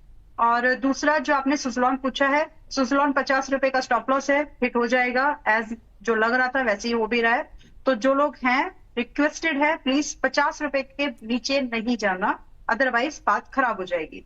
तो फिलहाल के लिए व्यू इतना ही है कि अगर आप आज बाय कर रहे हो, रिस्क लो, लेकिन 50 रुपए के स्टॉप लॉस हिट होने की गुंजाइश एंड प्रोबेबिलिटी है, और उसके नीचे आपको जाने की सलाह बिल्कुल नहीं है मेरी। तो फिलहाल जो है वो होल्ड कर जाइए, बाकी देखते हैं। जिन्होंने नहीं किया वो छोड़ ही दो आज, क्योंकि वो होना ही है। 50 स्टॉप लॉस होने जैसा लग ही रहा है। मैं सुबह जब आपको बता रही थी एनर्जी और डिफेंस इन सब में, उस समय ये गिरे नहीं थे, गिरने वाले थे जैसे लग रहे थे। और देखिए अभी ये आप ऑटो देख लो, आप निफ्टी एनर्जी देख लो, उनमें गिरावट आ चुकी है अच्छी खासी। तो फिलहाल छोड़ देते हैं। फिलहाल छोड़ देते हैं। बहुत सारे शेयर हमारे भी बहुत सारे बचे हुए हैं, मुझे लगता है कि फिलहाल उसे छोड़ देते हैं। तो इसको फिर अब कल या तो डिस्कस कर लेंगे खबरों में, या फिर जो बाकी हमारे अलग अलग सेगमेंट्स होते हैं उसमें बातचीत कर लेंगे। अभी के लिए कार्यक्रम को, सेगमेंट को यहीं पर समाप्त करते हैं। मैम कोई डिस्क्लोजर आपकी तरफ से रहेगा, लेकिन उस डिस्क्लोजर से पहले जरा हमारे जो सेगमेंट्स अपलोड हुए हैं उस पर बारे में थोड़ी सी अपडेट दर्शकों को दे देते हैं। ये देखिए, ये सेगमेंट अभी अपलोड हुआ है। 4 धुरंधर लोग बैठे हुए हैं, खड़े हैं, और पावर एंड डिफेंस लंबा चलेगा क्या यहाँ पर कंसोलिडेशन। और अभी बातचीत आप लोग सुन ही रहे होंगे कि क्या कुछ स्थिति बनती हुई दिखाई दे रही है पावर और डिफेंस को लेकर के। अभी क्या स्ट्रेटजी होनी चाहिए, डिटेल में हुई है बातचीत। बहुत सारे शेयरों को लेकर के हमने जानने की कोशिश अपने एक्सपर्ट से यहाँ पर की है। जाइए देखिए, अपनी टिप्पणियाँ दीजिए। और इसमें हमने NTPC green, PFC, power grid, इडा, data pattern, Paras defence, idea forge, Adani green, Adani power, Inox wind, HAL, Tata power, JP power, R power, BEL, BDL, JSW energy, SCI, MosChip, Tejas network, extra microwave जैसे शेयरों पे की है बातचीत। इसके अलावा सुबह 11:30 बजे गिरते बाजार के धुरंधर, अब तो क्या ही धुरंधर हैं, सभी की हालत खराब हो गई है। Paradeep phosphate, HFCL, ONGC, Cupid, Hindustan copper, oil India, Hindustan zinc, JBM auto, Ola, yes bank, FCI, Vedanta, Hindalco, सिडमा, कैनरा बैंक, बलरामपुर चीनी और ग्रो में बात हुई है। तो यहाँ पर भी 4 धुरंधर हैं। चाहिए देखिए, और अपनी टिप्पणियाँ हमें अवश्य लगातार भेजते रहिए। आपको हमारे प्रोग्राम कैसे लग रहे हैं। सिल्वर ईटीएफ को लेकर के अभी हमने मैम से भी बातचीत की, और बाकी लोग क्या कह रहे हैं, अब नया खरीदें या फिर जो पहले से लिया हुआ है इस तेजी में उसको बेचने का टाइम है, या फिर नया खरीदने का टाइम है। इस पर डिटेल में बातचीत करेंगे। अजय केडिया जी हमारे साथ मौजूद रहेंगे, उनसे समझने की कोशिश होगी। साथ ही साथ दिव्या और अभिषेक रहेंगे, जो कि हमारे आपके प्रश्नों को एक्सपर्ट तक पहुंचाने का काम करेंगे। तो सिप की टिप हमारा खास शो देखना मत भूलिए। लेकिन इन सब के अलावा एक चीज़ मत भूलिएगा, और आज बहुत सारे सवाल ऐसे रहे जिसमें लोगों ने कई सारी गलतियां की हैं। इन गलतियों से कैसे बचें, क्या स्ट्रेटजी होनी चाहिए, कल रात 8:30 बजे जुड़ेंगे आपके साथ। मार्केट से पहले, घुसने से पहले का क्या माइंडसेट होना चाहिए, स्टॉप लॉस की क्या महत्ता होती है, कैसे किसी ट्रेड पे जो है बने रहना चाहिए, मार्केट में बने रहना की क्या रणनीति होनी चाहिए। बहुत सारे ऐसे सवाल हैं जो आप समझेंगे, जानेंगे इस हमारे वेबिनार के माध्यम से। रजिस्ट्रेशन अभी तक आपने नहीं कराया है तो समय बिल्कुल समाप्त हो रहा है। कल रात 8:30 बजे से ये कार्यक्रम होना है, तो अभी तक रजिस्ट्रेशन नहीं कराया तो बिल्कुल कराइए। ये आपके सामने QR कोड भी है, और रजिस्ट्रेशन के लिए मोबाइल नंबर भी दिया हुआ है 8484998474। सीखते रहना चाहिए, कुछ भी हो ना। तो अगर आप अफोर्ड कर सकते हैं तो बिल्कुल, धनराशि भी बहुत ज़्यादा नहीं है, 400 रुपये है। तो अगर आप अफोर्ड कर सकते हैं बिल्कुल जो है सीखते रहना चाहिए नए नए आइडियाज़ को लेकर के। अंबाला मैम, आपका डिस्क्लोजर। अब एक वेबिनार मैम अंबाला मैम आपके साथ किया जाए, मुझे लग रहा है बहुत सारा ज्ञान जो आपका है उसका सदुपयोग किया जाए। मुझसे आई डोंट थिंक मैं बहुत ज्यादा अच्छी टीचर हूँ। नहीं, आप बहुत, जो आपको देख के लगता है जी। नहीं विल सी। एनीवेज जी, क्या डिस्क्लोजर है मैम? ठीक है, तो जो भी आज लोग मैं जाते जाते एक बात बोल देना चाहती हूँ जी। गैप मार्केट में भरेगा तो इसकी प्रोबेबिलिटी बहुत ज्यादा हो गई है। शुरुआत में जहाँ पे बात की थी, कंक्लूड इसी पे कर रही हूँ। कुछ सेक्टर्स में जहाँ पर आपके पास में प्रॉफिट है, आधा कर लो पोजीशन को, और उन्हीं सेक्टर्स में दोबारा उतनी ही क्वांटिटी री इंट्रोड्यूस की जा सकती है। प्रॉफिट बचेगा तो ही आप सस्टेन रहेंगे। और फिलहाल मार्केट में थोड़ा प्रेशर आप एक्सपेक्ट करिए। जिस बात पर स्टार्टिंग की हमारे घर के हेड ऑफ द फैमिली नहीं मिस्टर प्राइम मिनिस्टर ने बोल दिया कि सिचुएशन खराब है, तो उनकी बात को भारत मानता है, चाहे वो वेरियस चीजें हैं। तो वो पैनिक आपको दिखेगा, प्राइस में दिखेगा, तो उसकी प्लानिंग आप लोग कर लो। बाकी जितने भी स्टॉक्स पर मैंने आपको डिस्कशन में लाया है, रिकमेंडेशन दी है, उनमें से किसी भी स्टॉक में मेरी कोई पर्सनल होल्डिंग नहीं है। जहां है मैंने आपको बता दिया then and there. Trading and investment subject to market risk, उसको समझते हुए काम करिए। एंड जो भी आप डिसीजन ले रहे हैं अपने रिस्क एपेटाइट को टॉप प्रायोरिटी पर रख के काम करिएगा। फाइनेंशियल एडवाइजर से बातचीत करके कोई भी डिसीजन लीजिएगा। और SEBI license and national certificate, no way of guarantee कि प्रॉफिट होगा, पास्ट परफॉर्मेंस फ्यूचर में रेप्लिकेट होगी, there is no guarantee for that as well. Thank you so much for having me here today. बहुत बहुत शुक्रिया, बहुत बहुत धन्यवाद आज की चर्चा में जुड़ने के लिए आपका मैम, बहुत बहुत धन्यवाद। तो आज के कार्यक्रम को यहीं पर हम समाप्त कर रहे हैं। बाजार में पैनिक बढ़ रहा है। 24,434, 23,450 का लेवल भी टूट चुका है। 1.5% नीचे इस समय निफ्टी। देखते हैं बचे हुए 1 घंटे में 40 मिनट में क्या कुछ होता है। अभी के लिए मुझे इजाज़त दीजिए, कल सुबह 10 बजे मिलेंगे, फिर नई स्ट्रेटजी बनाई जाएगी। और अभी के लिए धैर्य बनाए रखिए, कोई भी चीज़ समाप्त नहीं होती है। दोबारा कल से स्ट्रेटजी बनाते हैं। फिलहाल के लिए नमस्कार। Hello?